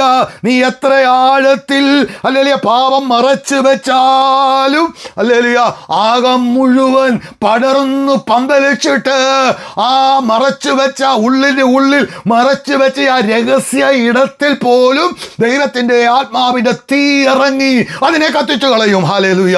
അതാണ് ദൈവത്തിന്റെ തീയുടെ പവർ. അതാ സ്തോത്രം. ഈ ദിവസം എത്ര പേര് അതിനു വേണ്ടി ആഗ്രഹിക്കുന്നുണ്ട്. അല്ലെങ്കിൽ ആത്മാവിൽ മുന്നേറുവാൻ കഴിയാതെ, ആത്മാവിൽ ജ്വലിക്കപ്പെടുവാൻ കഴിയാതെ, വേണ്ടതുപോലെ ദൈവസന്നിധിയിൽ പ്രയോജനപ്പെടുവാൻ കഴിയാതെ നീ ഭാരപ്പെടുന്ന ആരെങ്കിലും ഇന്ന് പകൽ എന്നെ കേൾക്കുന്നുവെങ്കിൽ, ഈ ദിവസങ്ങളിൽ വചനത്തിന്റെ തീ നിന്റെ അന്തരാത്മാവിൽ ഇറങ്ങിച്ചെന്നിട്ട് നിന്റെ അസ്ഥിക്കകത്ത് അടയ്ക്കപ്പെട്ടിട്ട് അതിനെ അധിക നാൾ അസ്ഥിക്കകത്ത് അടച്ചു വെക്കാൻ നിന്നെ കൊണ്ട് കഴിയത്തില്ല. അസ്ഥിക്കകത്തുനിന്ന് ആ തീ പൊട്ടി ഇറങ്ങി നിന്റെ ഹൃദയത്തിന്റെ അകത്തോട്ട്, നിന്റെ നിരൂപണങ്ങളിലും നിന്റെ ചിന്തകളിലും നിന്റെ അതേ വികാരങ്ങളിലും നിന്റെ ഇച്ഛകളിലും അത് പടർന്നു കയറി. ഹല്ലേലൂയ സ്തോത്രം. അത് നിന്നെ മുഴുവനായി കത്തിക്കുവാനിടയായി തീരും. അപ്പോഴാണ് മഹത്വത്തിന്റെ അഗ്നി നിന്നിൽ വെളിപ്പെടുവാനിടയായി തീരുന്നത്. ഹല്ലേലൂയ. ഇവിടെ സ്തോത്രം, യെരമ്യാവ് അവന്റെ ഉള്ളത്തിന്റെ ആഴത്തിൽ അതിനെ അടക്കി വെക്കാൻ ശ്രമിച്ചു. ഹല്ലേലൂയ. മക്കളെ, നമുക്കറിയാം, കത്തുന്ന തീയെ ആർക്കും മൂടി വെക്കാൻ ഒക്കത്തില്ല. ഒരു തീ കത്തിയാൽ അതിനെ മൂടി വെക്കാൻ ആർക്കും കഴിയത്തില്ല.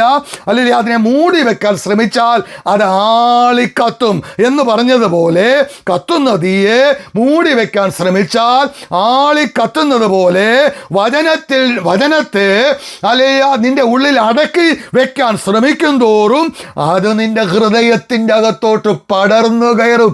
അതാ വചനത്തിൻ്റെ ആത്മാവിൻ്റെ ശക്തി എന്ന് പറയുന്നത്. വചനത്തിൻ്റെ ജീവന്റെ പ്രത്യേകത എന്ന് പറയുന്നത് അത് അല്ലെങ്കിൽ പടർന്ന് ജീവനുള്ളതായതുകൊണ്ട് അത് ഓരോ ഇടങ്ങളിലേക്കും ചലിച്ച് അത് അകത്ത് പടർന്നു കയറി നിന്റെ ശരീരം മുഴുവനും, നിന്റെ ആത്മാവ് മുഴുവനും, നിന്റെ ദേഹി മുഴുവനും അത് പടർന്ന് കത്തിക്കുവാനിടയായി തീരും. അതാണ് വചനത്തിന്റെ ആത്മാവെന്ന് പറയുന്നത്. ഹല്ലേലൂയ. അത് മനുഷ്യൻ കത്തിക്കുന്ന തീ അല്ല ദൈവമക്കളെ. മനുഷ്യൻ കത്തിക്കുന്ന തീ ഒക്കെ കെട്ടുപോകും. ഹല്ലേലൂയ സ്തോത്രം. ആരാധന കഴിയുമ്പോൾ അത് കെട്ടുപോകും, വചന ശുശ്രൂഷ കഴിയുമ്പോൾ അത് കെട്ടുപോകും. എന്നാൽ ദൈവം കത്തിക്കുന്ന തീ ആണെങ്കിൽ, അല്ലെങ്കിൽ വചനത്തിൻ്റെ തീ ആണ്, വചനത്തിൻ്റെ ആത്മാവാണ് നിന്റെ അകത്ത് ആ തീ കത്തിച്ചതെങ്കിൽ അതിനെ അണയ്ക്കുവാൻ ഒരു സാഹചര്യങ്ങൾക്കും കഴിയത്തില്ല, ഒരു ശത്രുവിനും കഴിയത്തില്ല, ഒരു തന്ത്രങ്ങൾക്കും കഴിയത്തില്ല. അല്ലെങ്കിൽ കാരണം അത് ദൈവം അകത്ത് തീ. ഒന്ന് പറഞ്ഞ്, ആത്മാവിൽ ഒന്ന് പറഞ്ഞ്, എൻ്റെ അകത്തിട്ടിരിക്കുന്ന തീ അല്ലെങ്കിൽ മനുഷ്യൻ കത്തിച്ചു തന്നതല്ല, സ്വർഗമിട്ട തീയാ. എൻ്റെ അകത്തിട്ട തീ സ്വർഗമിട്ട തീയാണെങ്കിൽ ഒരു ദുഷ്ടപിശാചിനും ആ തീയെ അണയ്ക്കാൻ കഴിയത്തില്ല. ഒരു സാഹചര്യങ്ങൾക്കും അതിനെ അണയ്ക്കാൻ കഴിയത്തില്ല. ഏത് പ്രതികൂല സാഹചര്യങ്ങളിലും ആ തീ ആളിക്കത്തുവാൻ തുടങ്ങും. ആര് മൂടി വെക്കാൻ ശ്രമിച്ചാലും, ആര് പൊതിഞ്ഞു വെക്കാൻ ശ്രമിച്ചാലും അതിനെ പൊതിഞ്ഞു വെക്കാൻ കഴിയത്തില്ല, അതിനെ മൂടി വെക്കാൻ കഴിയത്തില്ല. അത് നീ മൂടി വെക്കാൻ ശ്രമിക്കും തോറും അത് ശക്തിയായി അതാളി കത്തുവാൻ തക്കവണ്ണം ഇടയായി തീരും. ഹല്ലേലൂയ. നീ അതിനെ ഉള്ളിൽ അടക്കി വെക്കാൻ ശ്രമിച്ചാൽ ഹല്ലേലൂയ ആണ പൊട്ടി ഒഴുകുന്നത് പോലെ നിന്റെ ഉള്ളിൽ നിന്ന് അതൊരു പ്രവാഹമായി പുറപ്പെടുവാനിടയായി തീരും. Praise the Lord. ഹല്ലേലൂയ. വചനത്തിൻ്റെ തീ നമുക്ക് എന്തെല്ലാം തരും? ഒന്ന്, വെളിച്ചം തരും. ഇന്ന് പകൽ വചനത്തിൻ്റെ തീ നിന്റെ അകത്ത് കയറിയാൽ നീ ഒരിക്കലും ഇരുട്ടിൽ തപ്പി തടഞ്ഞ് നടക്കത്തില്ല. ആമേൻ. ഹല്ലേലൂയ. ഇന്ന് പകൽ ദൈവാത്മാവിനെ ഓർപ്പിക്കുക. 119 സങ്കീർത്തനം 105 വാക്യം പറയുന്നു, നിന്റെ വചനം എൻ്റെ കാലിന് ദീപം, എൻ്റെ പാതയ്ക്ക് പ്രകാശം. അങ്ങനെയെങ്കിൽ ഇന്ന് പകൽ ഓർത്തേ, നീ പോകുന്ന വഴിയിൽ അത് നിനക്ക് വെളിച്ചം തരും. ഏത് ഇരുളു നിറഞ്ഞ ഇടത്തിലൂടെ നീ സഞ്ചരിച്ചാലും ഈ വചനത്തിൻ്റെ ആത്മാവ് നിന്റെ അസ്ഥിക്കകത്ത് അടയ്ക്കപ്പെട്ടിട്ടുണ്ടെങ്കിൽ, അത് നിന്റെ ഹൃദയത്തിനകത്ത് കത്തുന്നുണ്ടെങ്കിൽ ആ തീ എന്തെയും നിനക്ക് വെളിച്ചം തരും. രണ്ടാമത്, ആ തീ നിന്നെ ശുദ്ധീകരിക്കും. മലാഖി പ്രവചനം 3-2 വാക്യങ്ങൾ വായിക്കുവാൻ സമയമില്ലാത്തത് കൊണ്ട് ഞാൻ എടുക്കുന്നില്ല. സ്തോത്രം. അത് വെള്ളി ഊതിക്കഴിക്കുന്നത് പോലെ നിന്നെ ഊതിക്കഴിക്കും, അത് നിന്നെ ശുദ്ധീകരിക്കും. അങ്ങനെയെങ്കിൽ ദൈവത്തിൻ്റെ വചനം നിന്റെ അന്തരാത്മാവിൽ ഇറങ്ങിയാൽ അത് നിന്നെ അല്ലെങ്കിൽ ഉച്ചി മുതൽ ഉള്ളങ്കാല് വരെ പൂർണ്ണമായി ശുദ്ധീകരിക്കും. യെരമ്യാ 23:29 നമ്മൾ വായിച്ച വാക്യത്തിൽ ഇങ്ങനെ പറയുന്നത്, വചനം തീ പോലെയും പാറയെ തകർക്കുന്ന ചുറ്റിക പോലെയും. ഓക്കെ, അപ്പൊ വചനം എങ്ങനെ പ്രവർത്തിക്കും? അല്ലെങ്കിൽ അതെ, ചുറ്റികയായി. പാറ എത്ര കടുപ്പമുള്ള, എത്ര കഠിനമുള്ള ഹൃദയമാണെങ്കിലും അതിനെ ഉടയ്ക്കുന്ന ചുറ്റിക, അതാണ് ദൈവത്തിന്റെ വചനം. ഇന്ന് പകൽ അതെ ദൈവാത്മാവിനെ ഓർപ്പിക്കട്ടെ, വചനം നിന്നെ ഉടയ്ക്കും. എത്ര കഠിന ഹൃദയനെയും ഉടയ്ക്കുന്നതാണ് ദൈവത്തിന്റെ വചനം. ഹല്ലേലൂയ. അങ്ങനെ ഉടയ്ക്കപ്പെട്ടത് കൊണ്ടാണ് നമ്മളൊക്കെ ഈ കൃപ വന്നത്. സ്തോത്രം. ഒരു കാലത്ത് വചനം വേണ്ട, വചനത്തിന് മുമ്പിൽ പുറം തിരിഞ്ഞു നിന്നെങ്കിൽ, അല്ലെങ്കിൽ വചനത്തെ ഗൗനിക്കാതിനെങ്കിൽ, വചനം നീ അറിയാതെ എങ്ങനെയോ നിന്റെ അകത്ത് കയറി, അല്ലെങ്കിൽ ഈ വചനം നിന്റെ ഉള്ളിൽ കയറി, നിന്റെ അസ്ഥികളിൽ കയറി, നിന്റെ ഹൃദയത്തിൽ കത്തി. ഹല്ലേലൂയ. സ്തോത്രം. നിന്റെ അകത്തെ ഉടച്ചു, നിന്റെ ഹൃദയത്തെ തകർത്തു. ദൈവസന്നിധിയിൽ വരുമ്പോൾ തകർന്നും നുറുങ്ങിയും ഒരു ഹൃദയം നമുക്കുണ്ടാകുന്നെങ്കിൽ അതിൻ്റെ അർത്ഥം നിന്റെ ഹൃദയത്തെ വചനം ഉടച്ചു എന്നുള്ളതാണ്. അത് ഉടയ്ക്കാൻ വേണ്ടി ഹല്ലേലൂയ മാത്രമല്ല, വചനം നിനക്ക് വെളിച്ചം തരും, വചനം നിന്നെ ശുദ്ധീകരിക്കും, വചനം നിന്നെ ഉടയ്ക്കും. അത് വചനം നിന്നെ ചലിപ്പിക്കും, വചനം നിന്റെ ഉള്ളത്തെ കത്തിക്കും, വചനം നിന്റെ ഉള്ളത്തെ കത്തിക്കും. കഴിഞ്ഞ രാത്രിയിൽ നമ്മൾ കേട്ടല്ലോ, എമ്മവസിൽ അതെ യെരൂശലേമിൽ നിന്ന് എമ്മവസിലേക്ക് പോയ ശിഷ്യന്മാർ ഭാരപ്പെട്ട് വേദനപ്പെട്ട് കടന്നുപോയ യാത്രയിൽ അല്ലെങ്കിൽ തിരുവചനം ദൈവത്തിന്റെ ആത്മാവ് അവരോട് സംസാരിച്ചപ്പോൾ അവരുടെ ഹൃദയത്തെ അത് കത്തിച്ചു. അതേ, അവരിങ്ങനെ പറയുന്നു, അവൻ തിരുവെഴുത്തുകൾ നമ്മോട് സംസാരിച്ചപ്പോൾ നമ്മുടെ ഉള്ളം കത്തിക്കൊണ്ടിരുന്നില്ലയോ? അങ്ങനെയെങ്കിൽ ഈ ദിവസങ്ങളിൽ ദൈവത്തിന്റെ ആത്മാവ് വചനം നീ കേൾക്കുമ്പോൾ നിന്റെ ഉള്ളം കത്തണം പ്രിയമുള്ളവരെ. അല്ലെ, പുറത്തെ ജാലയല്ല, ഒരു തീക്കനല് കത്തുന്നത് പോലെ ആകം കത്തണം. സ്തോത്രം. ഹല്ലേലൂയ.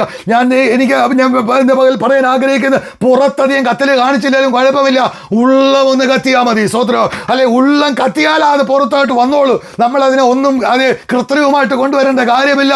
ഉള്ളത്തിൽ തീ കത്തിയാൽ അത് പുറത്ത് വെളിപ്പെടും. സ്തോത്രം. ഇന്ന് പകൽ ദൈവാത്മാവ് നമ്മെ സഹായിക്കട്ടെ. ഹല്ലേലൂയ. സ്തോത്രം. നമുക്ക് വചനത്തിന്റെ പുതിയ വേർഷൻ അല്ല വേണ്ടത്, നൂറുകണക്കിന് വേർഷൻ നമ്മുടെ മൊബൈലിലുണ്ട്. സ്തോത്രം. നമുക്ക് വേർഷൻസ് അല്ല വേണ്ടത്, നമുക്ക് വചനാത്മാവിന്റെ പുതിയ വെളിപ്പാടാ വേണ്ടത്. ഒരു കമന്ററിയും നമുക്ക് ആവശ്യമില്ല. ഹല്ലേലൂയ. ഒരു ഡിക്ഷണറിയും നമുക്ക് ആവശ്യമില്ല.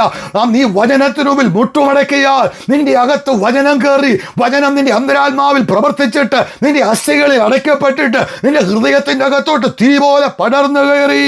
ഹല്ലേലൂയ. നിന്നെ വെളിപ്പാടിലേക്ക് അതേ വചനത്തിന്റെ ആത്മാവ് നടത്തും. അപ്പൊ നമുക്ക് വചനത്തിന്റെ വേർഷൻസിനേക്കാൾ ഉപരി നമുക്ക് വചനത്തിന്റെ വെളിപ്പാടുകൾ വേണം. ഈ ദിവസം എത്ര പേര് പ്രാർത്ഥിക്കും, കർത്താവേ, ഈ ദിവസങ്ങളിൽ ദേവദാസന്മാർ വചനം പ്രസംഗിക്കുമ്പോൾ ആ വചനത്തിന്റെ വെളിപ്പാട് എനിക്ക് തരണം. ഹല്ലേലൂയ. അവർക്ക് പോലും കിട്ടാത്ത, ശുശ്രൂഷിക്കുന്ന ദൈവദാസന്മാർക്ക് പോലും കിട്ടാത്ത ആ വചനത്തിന്റെ വെളിപ്പാട് എനിക്ക് തരണമെന്ന് എത്ര പേര് പ്രാർത്ഥിക്കും? സ്തോത്രം. ഹല്ലേലൂയ. ദേവദാസന്മാർ വചനം സംസാരിക്കുമ്പോൾ എൻ്റെ അകത്ത് പലപ്പോഴും ആദ്യ വചനത്തിന്റെ പുതിയ വെളിപ്പാടുകൾ ദൈവാത്മാവ് തരാറുണ്ട്. ഹല്ലേലൂയ. ഞാൻ പൊങ്ങച്ചം പറയുകയല്ല. ഹല്ലേലൂയ. സ്തോത്രം. ദേവദാസന്മാർ വചനം ഞാൻ ശ്രദ്ധിക്കും. ഹല്ലേലൂയ. സ്തോത്രം.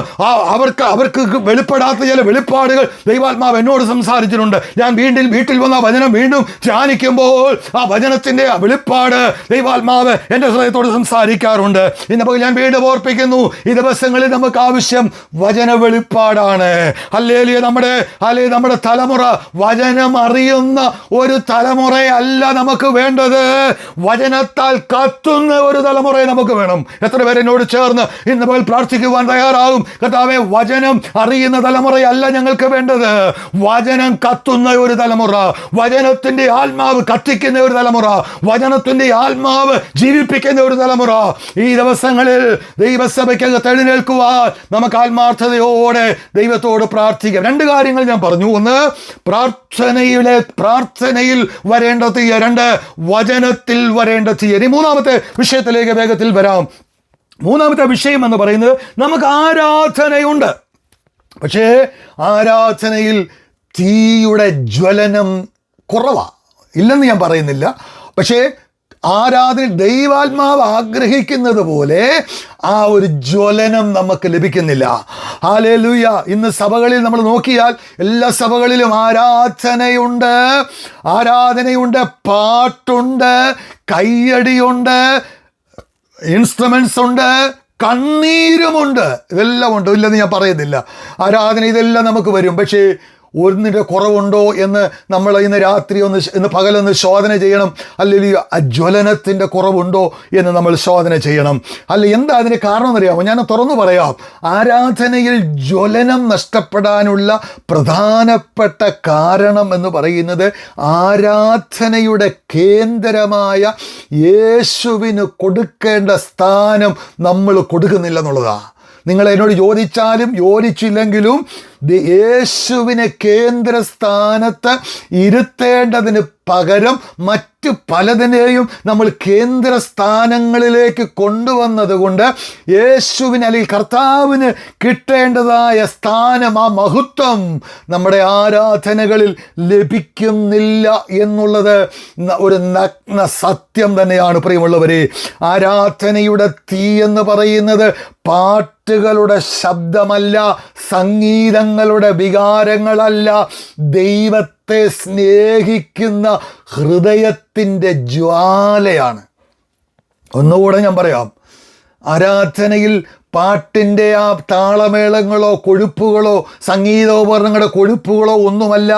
ഹല്ലേലൂയ. ദൈവത്തെ സ്നേഹിക്കുന്ന ഹൃദയത്തിൻ്റെ ഒരു ജ്വാല. ഈ ദിവസങ്ങളിൽ നമ്മൾ ആരാധനയ്ക്ക് വരുമ്പോൾ ഒരു കാര്യം ഓർത്തോണം, മറ്റൊന്നുമില്ലെങ്കിലും ദൈവത്തെ സ്നേഹിക്കുന്ന ഒരു ഹൃദയം നമുക്ക് വേണം. സ്തോത്രം. നമ്മുടെ പിതാക്കന്മാരൊക്കെ പണ്ട് കാലങ്ങളിൽ ആരാധിച്ചത് അല്ലെങ്കിൽ ഇൻസ്ട്രുമെന്റ്സ് വെച്ചൊന്നുമല്ല. ഞാനതൊന്നും കുറ്റപ്പെടുത്തുകയല്ല.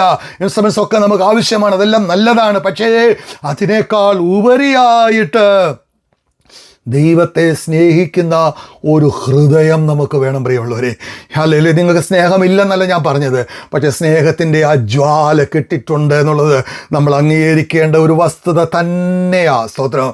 പണ്ടത്തെ ആ സ്നേഹം നമുക്കില്ല. നമ്മളൊരു ചടങ്ങ് പോലെ, ഒരു പ്രകടനമായി പലപ്പോഴും ആരാധിക്കുമ്പോൾ ഇന്ന് പകൽ ഒരു ഹൃദയത്തിൻ്റെ ജ്വാലയായത് മാറട്ടെ. ആരാധനയുടെ ലക്ഷ്യമെന്ന് പറയുന്നത് സംഗീതമല്ല, ആരാധനയുടെ ലക്ഷ്യമെന്ന് പറയുന്നത് വികാരമല്ല, ആരാധനയുടെ വികാരമെന്ന് പറയുന്നത് മനുഷ്യനെ സ്പർശിക്കുന്നതുമല്ല. ഹല്ലേലൂയ. അതിനൊക്കെ അപ്പുറമായിട്ട് ആരാധനയുടെ ലക്ഷ്യമെന്ന് പറയുന്നത് യേശുവിൻ്റെ സാന്നിധ്യമാണ്. ഹല്ലേലൂയ. ആരാധനയിൽ പല പാട്ടുകളും ദേവദാസന്മാർ പാടുമ്പോൾ നമ്മുടെ ഹൃദയങ്ങളെയൊക്കെ അത് സ്പർശിക്കാറുണ്ട്, നമ്മുടെ കണ്ണിൽ നിന്ന് കണ്ണുനീര് വരാറുണ്ട്. അതിലപ്പുറമായിട്ട് യേശു മഹത്വപ്പെടുന്നുണ്ടോ എന്നുള്ള കാര്യം കൂടെ നമ്മൾ ഓർക്കണം. പ്രിയമുള്ളവരെ, ബഥാന്യയിലെ മറിയ ഹല്ലേലൂയ പാട്ട് പാടിയിട്ടല്ല, പ്രസംഗിച്ചിട്ടല്ല, ഹല്ലേലൂയ അവൻ്റെ കാൽക്കൽ തകർന്ന ഹൃദയത്തോടെ വീണ് അവനെ ആരാധിച്ചു. സ്തോത്രം. തകർന്ന ആരാധന എന്ന് പറയുന്നത് അതാണ്. സ്തോത്രം. യഥാർത്ഥ ആരാധന അതാ. ആരാധന എന്ന് പറയുന്നത് തകർന്ന ഹൃദയത്തോടെ അവൻ്റെ പാദാന്തി വീഴുക എന്നുള്ളതാണ്. ഹല്ലേലൂയ. സ്തോത്രം. ഞാൻ വീണ്ടും ഓർപ്പിക്കട്ടെ, നമുക്ക് യേശുവിനേക്കാൾ ഉപരിയായി പല ആഗ്രഹങ്ങളും നമ്മുടെ അകത്ത് കയറി. സ്തോത്രം. ഞാൻ പറഞ്ഞല്ലോ, നമുക്ക് ആശ്വാസം വേണം. യേശു കിട്ടിയില്ലേലും കുഴപ്പമില്ല, നമുക്ക് ആശ്വാസം കിട്ടണം. യേശു ഇല്ലേലും കുഴപ്പമില്ല, നമുക്ക് സമാധാനം കിട്ടണം. യേശു ഇല്ലേലും കുഴപ്പമില്ല, നമുക്ക് അനുഗ്രഹം കിട്ടണം. ഹല്ലേലൂയ. സ്തോത്രം.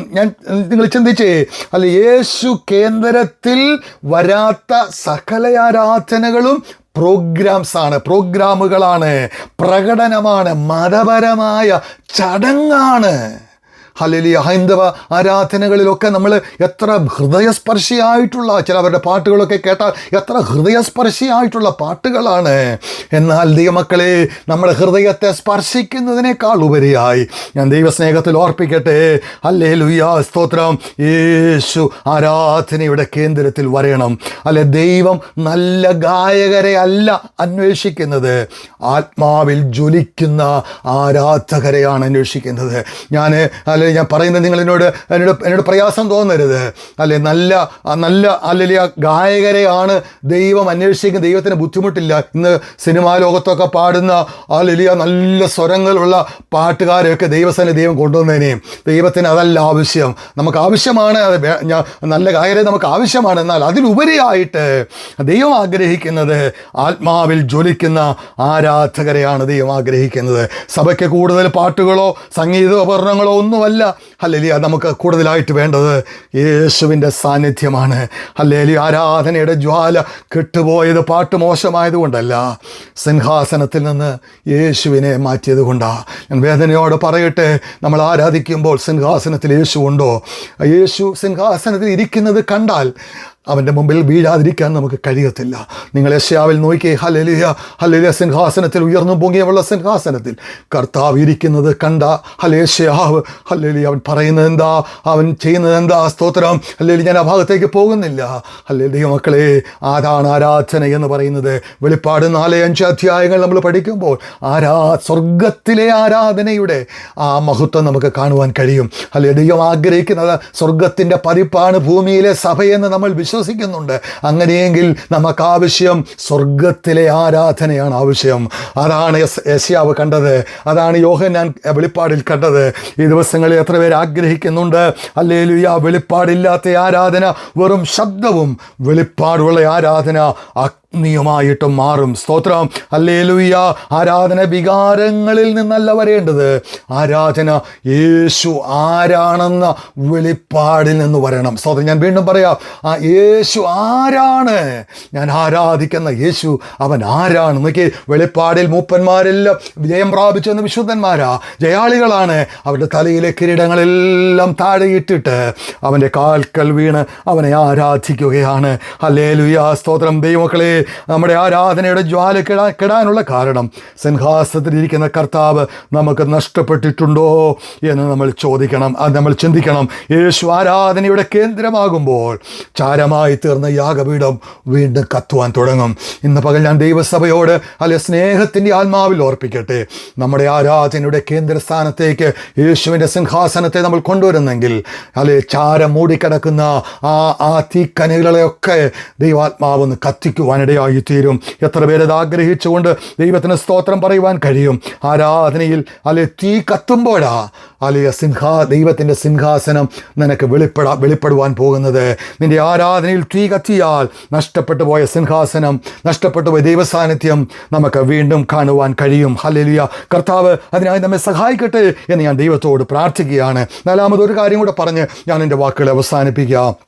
നാലാമത്തെ കാര്യം, സ്തോത്രം, ഹല്ലേലൂയ, നമുക്ക് അന്യഭാഷയുണ്ട്, തീയുടെ അനുഭവങ്ങളില്ല. സ്തോത്രം. ഞാൻ വീണ്ടും പറയാം, അല്ലെങ്കിൽ ഒന്ന് ഞാൻ പറഞ്ഞു, നമുക്ക് പ്രാർത്ഥനയുണ്ട്, പക്ഷെ പ്രാർത്ഥനയ്ക്കകത്ത് ആ തീയുടെ സാന്നിധ്യം വെളിപ്പെടുന്നില്ല. 2, നമുക്ക് വചനമുണ്ട്, വചനത്തിൻ്റെ ആത്മാവ് വെളിപ്പെടുന്നില്ല. 3, നമുക്ക് ആരാധനയുണ്ട്, ആരാധനയിൽ ആ ആത്മാവിൻ്റെ ജ്വലനങ്ങൾ വെളിപ്പെടുന്നില്ല.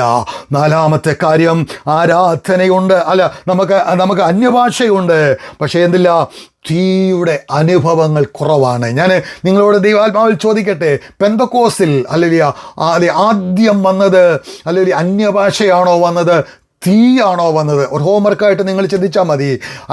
പെന്തക്കോസ്തിൽ ആദ്യം ഇറങ്ങിയത് എന്താണ്? തീയാണോ ഇറങ്ങിയത്, അന്യഭാഷയാണോ ഇറങ്ങിയത്? നമുക്കറിയാം എന്താണ് ഇറങ്ങിയത്. പെന്തക്കോസ്തിൽ ആദ്യം ഇറങ്ങിയത് തീയാണ്. സ്തോത്രം. ആദ്യം ഇറങ്ങിയത് തീയാണ്. പിന്നീടാണ് അവരുടെ നാവുകളിൽ അന്യഭാഷ വന്നത്. സ്തോത്രം. ഹല്ലേലൂയ. ഓക്കെ, നമുക്കെന്ന് പ്രശ്നം എന്താണെന്നറിയാമോ?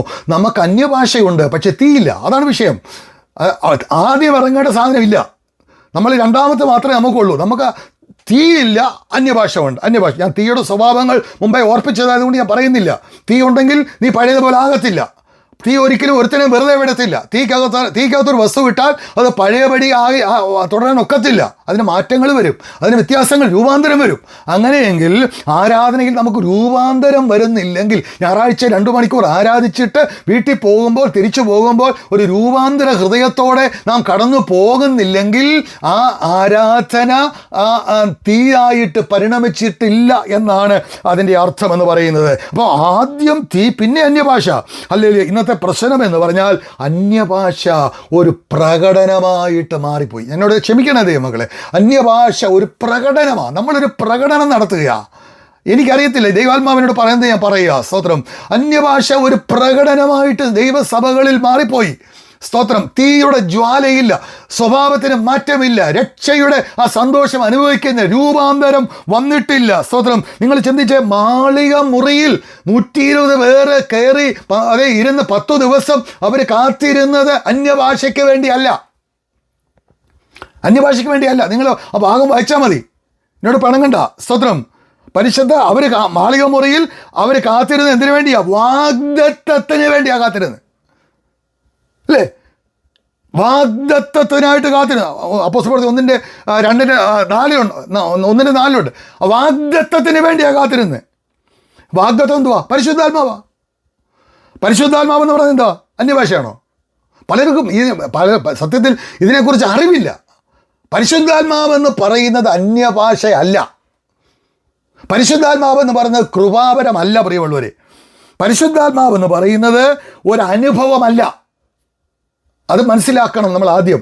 പരിശുദ്ധാത്മാവ് ഒരു അനുഭവമല്ല, പരിശുദ്ധാത്മാവ് ഒരു ശക്തിയല്ല, പരിശുദ്ധാത്മാവ് ഒരു വികാരമല്ല.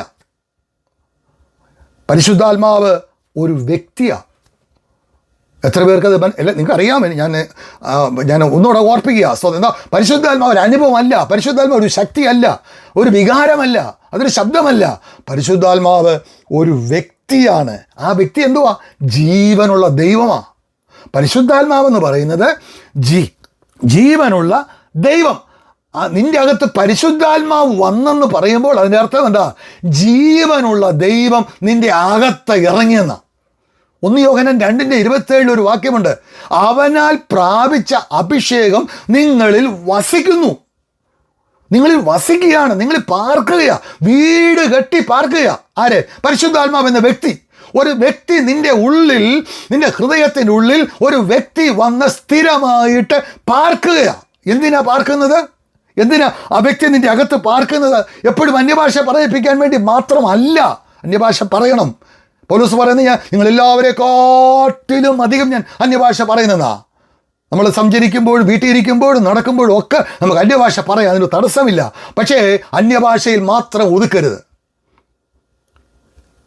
ഇനി ഞാൻ പറയട്ടെ, അഭിഷേകം എന്താ? അഭിഷേകം നമ്മളെല്ലാവരും പറയും, അഭിഷേകം പ്രാപിക്കണം, അഭിഷേകം പ്രാപിക്കണം. എന്താ അത്?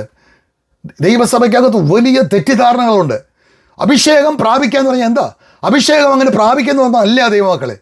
അഭിഷേകം എന്ന് പറയുന്നത് ഒരുവനെ ദൈവത്തിനായി പ്രത്യേക ശുശ്രൂഷയ്ക്കായി വേർതിരിക്കുന്നതാ അഭിഷേകം. എല്ലാവർക്കും അഭിഷേകം കൊടുക്കത്തില്ല, എല്ലാവർക്കും അഭിഷേകത്തിൻ്റെ ആവശ്യമില്ല. അഭിഷേകം എന്ന് പറയുന്നത് പരിശുദ്ധാത്മാവ് എല്ലാവരിലും ഉണ്ട്, നിങ്ങൾ തെറ്റിദ്ധരിക്കരുത്. പരിശുദ്ധാത്മാവ് എല്ലാവരിലും ഉണ്ട്, പക്ഷേ അഭിഷേകം എല്ലാവർക്കും ഇല്ല. അന്യഭാഷയും എല്ലാവർക്കും ഇല്ല. അത് ഞാൻ തെളിയിച്ചു തരാം. പരിശുദ്ധാത്മാവ് എല്ലാവർക്കും ഇല്ല, എല്ലാവർക്കും ഉണ്ട്. അഭിഷേകം എല്ലാവർക്കും. അഭിഷേകം ആർക്കാണെന്നറിയാമോ? ഒരു പ്രത്യേക ശുശ്രൂഷയ്ക്ക് വേണ്ടി ദൈവം ഒരുവനെ ദൈവത്തിനായി വേർതിരിക്കുന്നതാണ്. പഴയ നിയമത്തിൽ നമുക്കൊരു അഭിഷേക തൈലമുണ്ട്. പുറപ്പാട് ദിവസം 30:23-25 വരെ ചുമ്മാ ഒന്നും ഉണ്ടാക്കാൻ പറ്റത്തില്ല, പ്രത്യേക കൂട്ടാ. അതുപോലൊന്നും വേറൊന്നും ഉണ്ടാക്കാൻ ആർക്കും ഒക്കത്തുമില്ല. അത് ആ അഭിഷേക തൈലം ദൈവം തിരഞ്ഞെടുത്ത ഒരുവൻ്റെ തലമേൽ ഒഴിക്കുന്നതാണ് അഭിഷേകം ചെയ്യുക എന്ന് പറയുന്നത്. 3 കൂട്ടരെയാണ്. 1 പ്രവാചകന്മാർ, 2 പുരോഹിതന്മാർ, 3 രാജാക്കന്മാർ. ഈ 3 കൂട്ടരെ അങ്ങനെ എന്ത് ചെയ്യുമായിരുന്നു? തലയിൽ അഭിഷേക തൈലം ഒഴിച്ച് ശുശ്രൂഷയ്ക്കായിട്ട് വേർതിരിക്കുമായിരുന്നു. അതാണ് അഭിഷേകം. നിനക്കൊരു ശുശ്രൂഷ ഉണ്ടെങ്കിൽ നിനക്കൊരു അഭിഷേകമുണ്ട്. ദൈവം നിന്നെ ശുശ്രൂഷയ്ക്കായി വിളിച്ചതാണെങ്കിൽ അതിൻ്റെ ഒരു അഭിഷേകം നിന്റെ മേലുണ്ട്. അത് നീ ജ്വലിപ്പിച്ചാൽ മതി. എന്നും അഭിഷേകം പ്രാപിക്കേണ്ട. അഭിഷേകം ഒരിക്കലേ ഉള്ളൂ. പരിശുദ്ധാത്മാവ് ഒരിക്കലായിട്ടാണ് നിൻ്റെ അകത്ത് വന്നത്. എന്നും പരിശുദ്ധാത്മാവ് വരേണ്ട കാര്യമില്ല. അത് പഴയ നിയമത്തില്ല. പുതിയ നിയമത്തിൽ ഒരിക്കലായിട്ട് പരിശുദ്ധാത്മാവ് നിന്റെ മേൽ വന്നു. ഒരിക്കലായിട്ട് അഭിഷേകം നിനക്ക് എന്തിനാ? നിന്നെ ഒരു ശുശ്രൂഷയ്ക്ക് വേണ്ടി വേർതിരിക്കാൻ. ഒരു ശുശ്രൂഷയും ഇല്ലാത്തവന് അഭിഷേകത്തിൻ്റെ ആവശ്യമില്ല. ഇനി പുതിയ നിയമത്തിൽ എന്തിനാ അഭിഷേകം? പുതിയ നിയമത്തിൽ അഭിഷേകം എന്നത് പരിശുദ്ധാത്മാവിൻ്റെ സാന്നിധ്യവും ശക്തിയും നമ്മുടെ ജീവിതത്തിൽ ദിനംതോറും പ്രവർത്തിക്കുന്ന അവസ്ഥയാണ് അഭിഷേകം എന്ന് പറയുന്നത്. എന്നിൽ അഭിഷേകം ഉണ്ടെങ്കിൽ ആ പരിശുദ്ധാത്മാവിൻ്റെ സാന്നിധ്യവും ശക്തിയും എൻ്റെ ജീവിതത്തിൽ എപ്പോഴും പ്രവർത്തിച്ചു കൊണ്ടിരിക്കുന്നതിന് വേണ്ടി, എന്നെ ഏൽപ്പിച്ച ശുശ്രൂഷ നിറപടിയായി നിവർത്തിക്കുന്നതിന് വേണ്ടി, ഒരു പ്രത്യേക ദൗത്യത്തിനായി എന്നെ വേർതിരിക്കുകയാണ്. ഇനിയും ഈ വ്യക്തി ആരുടെയാണ്? ദൈവത്തിൻ്റെയാ. അഭിഷേകമുള്ളവർ ശ്രദ്ധിച്ചോണം. അഭിഷേകമുള്ളവർ പ്രത്യേകം ശ്രദ്ധിച്ചോണം. അഭിഷേകമുള്ളവൻ ലോകത്തിൻ്റെ അല്ല. അഭിഷേകമുള്ളവൻ ദൈവത്തിൻ്റെയാ. ദൈവത്തിനായി നിന്നെ വേർതിരിച്ചതാ. ദൈവത്തിനായി നിന്നെ മാറ്റി നിർത്തിയതാ. ഹല്ലേലൂയ. അതിനെ ദൈവത്തിന് വേണ്ടി മാറ്റി നിർത്തിയപ്പോൾ, അഭിഷേകം ഉള്ളവനെ ദൈവത്തിന് വേണ്ടി മാറ്റി നിർത്തിയപ്പോൾ രണ്ട് കാര്യങ്ങൾ ദൈവം ചെയ്തിട്ടുണ്ട്. ഒന്ന്, അവനെ ആത്മാവിനെ അച്ചാരമായിട്ട് ദൈവം കൊടുത്തു. രണ്ട്, പരിശുദ്ധാത്മാവിൻ്റെ മുദ്ര അവൻ്റെ മേലിട്ടു. എല്ലാം വിവരിക്കാനുള്ള സമയമില്ലാത്തതുകൊണ്ടാണ്. എന്നാൽ പരിശുദ്ധാത്മാവിൻ്റെ അച്ചാരം തന്നും ആത്മാവിൻ്റെ മുദ്ര ആർക്കാ? അഭിഷേകമുള്ളവന്. കാരണം ഇവൻ ദൈവത്തിൻ്റെ സ്വത്താ, ദൈവത്തിൻ്റെ പ്രത്യേക സമ്പത്താ. ഇവനെ മറ്റൊന്നിനും തൊടാനില്ല, അവകാശമില്ല. മറ്റാർക്കും ഇതിൽ അവകാശമില്ല. ആ ദൈവത്തിൻ്റെ അവകാശമാണെന്ന് കാണിക്കാൻ ദൈവം അവനെ അച്ചാരം കൊടുത്ത് മുദ്രയിട്ട് നിർത്തിയിരിക്കുക. പരിശുദ്ധാത്മാവിൻ്റെ അച്ചാരം എന്ന് പറഞ്ഞാൽ ഡൗൺ പേയ്മെൻ്റ് എന്നാണ് കൊടുത്തിരിക്കുന്നത്. എന്ന് പറഞ്ഞാൽ അതിൻ്റെ അർത്ഥം വരാനിരിക്കുന്ന പൂർണ്ണ മഹത്വത്തിൻ്റെ ആദ്യത്തെ ഗഡു തന്നിരിക്കുക. അറബോൻ എന്ന വാക്കാ. എന്ന് പറഞ്ഞാൽ ഭാവിയിൽ ലഭിക്കാനിരിക്കുന്ന മഹത്വത്തിൻ്റെ ആദ്യ ഗഡു നിനക്ക് തന്നു. ഇനിയും എന്നാൽ അതിൻ്റെ അർത്ഥം എന്താ? നീ എൻ്റേതാ. നീ ഇനി നിൻ്റേതല്ല, നീ എൻ്റേതാണെന്ന ആ ദൈവത്തിൻ്റെ ഉറപ്പ്. നീ സ്വർഗീയ അവകാശങ്ങൾക്കെല്ലാം ഓഹരിക്കാരനാകണം എന്നുള്ള ദൈവത്തിൻ്റെ ഉറപ്പാണ് ഈ അച്ചാരം എന്ന് പറയുന്നത്. ഇനി മുദ്ര എന്ന് പറഞ്ഞാൽ എന്താ? മുദ്ര എന്ന് പറഞ്ഞാൽ മൂന്ന് കാര്യങ്ങൾ. ഒന്ന്, ഉടമസ്ഥതയുടെ അടയാളം. രണ്ട്, അധികാരത്തിൻ്റെ അടയാളം. മൂന്ന്, സംരക്ഷണത്തിൻ്റെ അടയാളം. ആരുടെ മുദ്രയാണ് നിന്നെ മേൽ വന്നിരിക്കുന്നത്? രാജാവിൻ്റെ മുദ്ര ഇട്ട് നിന്നെ ദൈവത്തിന് വേണ്ടി വേർതിരിച്ച് നിർത്തി. ഇനിയും അതിനെ ആർക്കും തൊടാനൊക്കത്തില്ല. സർക്കാരിൻ്റെ മുദ്രയടിച്ച് റോഡിലിട്ടാൽ ആ ഒരു കള്ളനും തൊടാൻ ധൈര്യം വരത്തില്ല. കാരണം ഇതിൻ്റെ മേൽ സർക്കാരിൻ്റെ മുദ്രയുണ്ട്. അങ്ങനെയെങ്കിൽ ദൈവത്തിൻ്റെ പരിശുദ്ധാത്മാവിൻ്റെ മുദ്രയുള്ള ഒരു ദൈവത്തിൻ്റെ പൈതല് ലോകത്തിലെ ഒന്നിനും നിന്നെ തകർക്കാൻ കഴിയത്തില്ല. നീ ആത്മാവിൻ്റെ സംരക്ഷണത്തിലാണ്, ആത്മാവിൻ്റെ ഉടമസ്ഥതയിലാണ്, ആത്മാവിൻ്റെ അധികാരത്തിൻ്റെ കീഴിലാണ് നീ ആയിരിക്കുന്നത്. ഇനി ഒരു കാര്യം കൂടെ ഞാൻ ചേർന്ന് പറയാം. മുദ്ര എന്ന് പറയുന്നത് രക്തത്താലല്ല. നമ്മൾ പ്രാർത്ഥിക്കുമ്പോൾ പലപ്പോഴും പറയുന്ന ഒരു തെറ്റ്, അറിഞ്ഞോ അറിയാതെ പറയാം, നമുക്ക് അറിയാൻ വയ്യാത്തതുകൊണ്ടായിരിക്കാം. രക്തത്താൽ മുദ്രയിട്ട്, അത് തെറ്റാണ്. രക്തത്താൽ ഒരു മുദ്രയില്ല. രക്തം അടയാളമാണ്. മുദ്ര എന്ന് പറയുന്നത് ആത്മാവിനാൽ മാത്രം. അതാ വചനം പറയുന്നത്. നിങ്ങൾ വേദോസം മുഴുവൻ നോക്കിയിട്ട് എന്നോട് പറ, എവിടെയെങ്കിലും രക്തത്താൽ മുദ്രയിട്ടൊരു വാക്യം കാണിച്ചെങ്കിൽ നിങ്ങൾ പറയുന്നത് ഞാൻ സമ്മതിക്കാം. പക്ഷെ വേദോസം ഞാൻ നോക്കിയിട്ട് എങ്ങും രക്തത്താൽ മുദ്രയിട്ട ഒരു വാക്യം ഇല്ല. ആത്മാവിനാലാണ് മുദ്ര. രക്തം എന്താണ്? നിൻ്റെ വീണ്ടെടുപ്പിൻ്റെ അടയാളമാണ്. യേശുവിൻ്റെ രക്തം നിൻ്റെ വീണ്ടെടുപ്പിൻ്റെ അടയാളമാണ്. സ്തോത്രം. അല്ലെ, മുദ്ര എന്ന് പറയുന്നത് എന്താണ്? സ്തോത്രം. നീ ദൈവത്തിൻ്റെതായിട്ട് നിന്നെ വേർതിരിക്കുന്നതാണ്. സ്തോത്രം. ഹല്ലേലൂയ. സ്തോത്രം. അപ്പോൾ യേശുവിൻ്റെ രക്തം എന്നെ വീണ്ടെടുത്തു, പരിശുദ്ധാത്മാവ് എന്നെ മുദ്രയിട്ടു. ഞാൻ വേഗത്തിൽ എൻ്റെ വാക്കുകളെ ക്ലോസ് ചെയ്യാം. അന്യഭാഷ എന്താണെന്നോട് ഒന്ന് പറഞ്ഞില്ലെങ്കിൽ ഇത് ശരിയാകത്തില്ലല്ലോ. സ്തോത്രം. അഭിഷേകം എന്ന് പറഞ്ഞാൽ എന്താണ്? ദൈവം ഏൽപ്പിച്ച ദൗത്യം നിർവഹിക്കാനുള്ള ആത്മശക്തി, അതാണ് അഭിഷേകം. അതാണ് നമ്മൾ 1 യോഹന്നാൻ 2:27 വായിച്ചത്. ഇനി അന്യഭാഷ എന്നാൽ അതിന് ഗ്രീക്കിൽ ഗ്ലോസ എന്ന പദമാണ് കൊടുത്തിരിക്കുന്നത്. അന്യഭാഷയ്ക്ക് എന്താണ് അതിൻ്റെ അർത്ഥം അറിയാമോ? അതൊരു ശബ്ദമോ വികാര പ്രകടനമോ അല്ല. രണ്ടർത്ഥങ്ങളാണ്. ഒന്ന് നാവ്, മറ്റൊന്ന് ഭാഷ. ഗ്ലോസിയ എന്ന പദത്തിന് രണ്ടർത്ഥങ്ങളാണ്. ഒന്ന് നാവ്, മറ്റൊന്ന് ഭാഷ. എന്താ അതിൻ്റെ അർത്ഥം?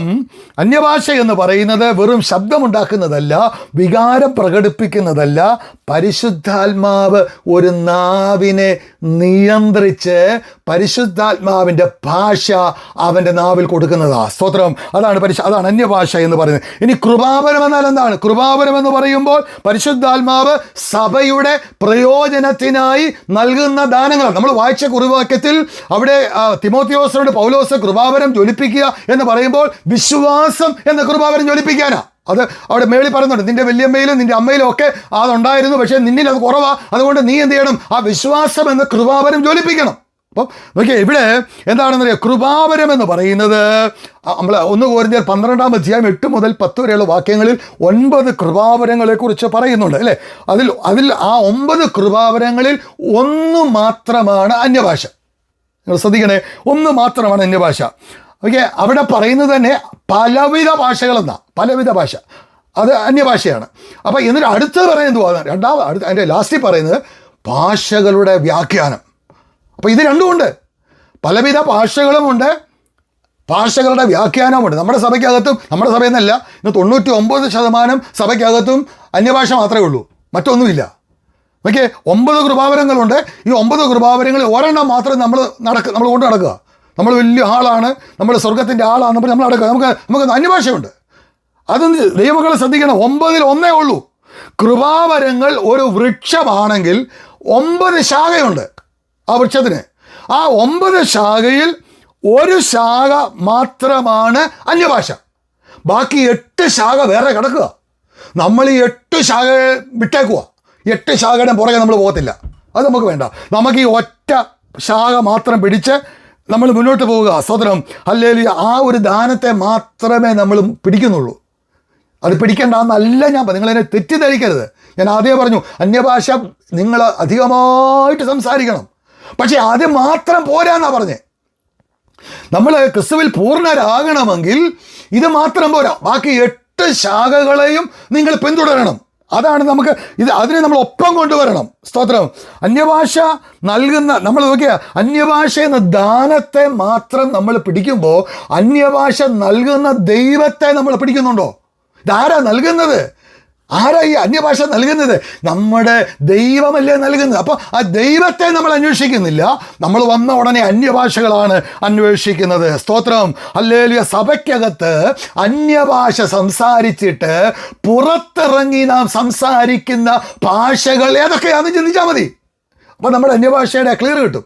നമ്മൾ സഭയ്ക്കകത്ത് വരുമ്പോൾ അന്യഭാഷ പറഞ്ഞിട്ട് നീ ലോകത്തിൽ സംസാരിക്കുമ്പോൾ, പുറത്ത് സംസാരിക്കുമ്പോൾ, കൂട്ടുകാരോട് സംസാരിക്കുമ്പോൾ നീ സംസാരിക്കുന്ന ഭാഷ എന്താണെന്ന് കൂടെ ചിന്തിച്ചിട്ട് മാത്രമേ നമ്മൾ കൂടുതൽ അന്യഭാഷ പറയാവൂ.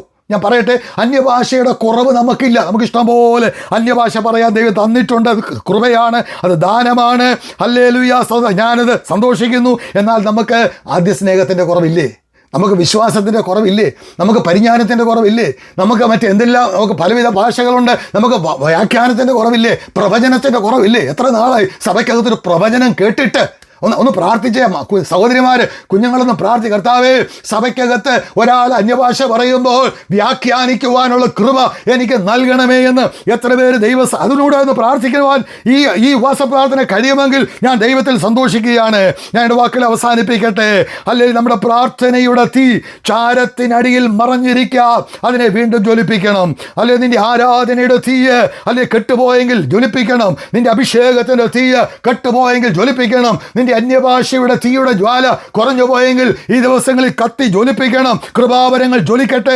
അല്ലെങ്കിൽ ഒരു കൃപാവരമല്ല, 9 കൃപാവരങ്ങളും ദൈവസഭയ്ക്കകത്ത് കത്തി ജ്വലിക്കുവാൻ ഈ ദിവസങ്ങളിൽ പരിശുദ്ധാത്മാവ് കൃപ നൽകട്ടെ. ചാരം മൂടിയിട്ടുണ്ടെങ്കിൽ ഹല്ലേലൂയ, ഈ ദിവസങ്ങളിൽ ചാരമെല്ലാം ഒന്ന് മാറ്റി. ചാരം മൂടുക എന്ന് പറയുന്നത് അറിയാമോ? പഴയ അനുഭവങ്ങളാണ്. പഴയ അനുഭവങ്ങൾ വെച്ചുകൊണ്ടാണ് നമ്മളിപ്പോഴും സഭയ്ക്കകത്ത് വരുന്നത്. ചാരം മൂടി എന്ന് പറഞ്ഞാൽ അതാണ് എൻ്റെ അർത്ഥം. പഴയ അനുഭവങ്ങളല്ല നമുക്ക് വേണ്ടത്, പുതിയ അനുഭവങ്ങൾ നമുക്ക് വേണം. സ്തോത്രം. നമ്മുടെ നമുക്ക് പ്രാർത്ഥനയുണ്ട്, പക്ഷേ ഒരു ഉണർവ് വരുന്നില്ല. വാക്കുകളുണ്ട്, കണ്ണുനീര് വരുന്നില്ല. സാന്നിധ്യമുണ്ട്, സ്പർശനം വരുന്നില്ല. നമുക്കൊരു ദാഹം വേണ്ടതുപോലെ ഇല്ല. നമ്മുടെ പ്രാർത്ഥനയുടെ തീയെ ഒന്ന് ജ്വലിപ്പിക്കുക. വചനത്തിൻ്റെ തീ അകത്തു വന്ന് കത്തിക്കട്ടെ. ആരാധനയുടെ തീയിൽ ദൈവസാന്നിധ്യം ഒന്ന് ഇറങ്ങി വരട്ടെ. അഭിഷേകം ഒന്ന് ജ്വലിക്കട്ടെ. അന്യഭാഷയിൽ നമ്മുടെ നാവിനെ പരിശുദ്ധാത്മാവ് നിയന്ത്രിക്കട്ടെ. പ്രാർത്ഥന നമ്മുടെ തീയെ പോഷിപ്പിക്കുമ്പോൾ, വചനം നമ്മുടെ തീക്ക് ഇന്ധനം നൽകുമ്പോൾ, പരിശുദ്ധാത്മാവ് നമ്മുടെ തീയെ ജ്വലിപ്പിക്കുന്നു. നമുക്ക് അല്പസമയം ദൈവത്തെ ഒന്ന് സ്തുതിച്ച് മഹത്വപ്പെടുത്താം. കർത്താവേ, ഹല്ലേലൂയ. ദിവസങ്ങളിൽ ദൈവസഭയ്ക്കകത്ത് പ്രാർത്ഥനയുടെ ആത്മാവിനെ ഇറക്കണമേ, പ്രാർത്ഥനയുടെ തീ ഇറക്കണമേ, വചനത്തിന്റെ തീ ഇറക്കണമേ, അല്ല കൃപാവരങ്ങളുടെ തീ ഇറക്കണമേ, അഭിഷേകത്തിന്റെ തീ ഇറക്കണമേ. അല്ലേ ഞങ്ങളൊന്ന് ജ്വലിക്കട്ടെ, ഒരു തീ കനൽ പോലെ ഒന്ന് കത്തി ജ്വലിക്കുക. ഈ ദിവസങ്ങളിൽ ദൈവസഭയായി നമുക്ക് ഒരുമിച്ച് ദൈവസ്ഥനെ പ്രാർത്ഥിക്കാം.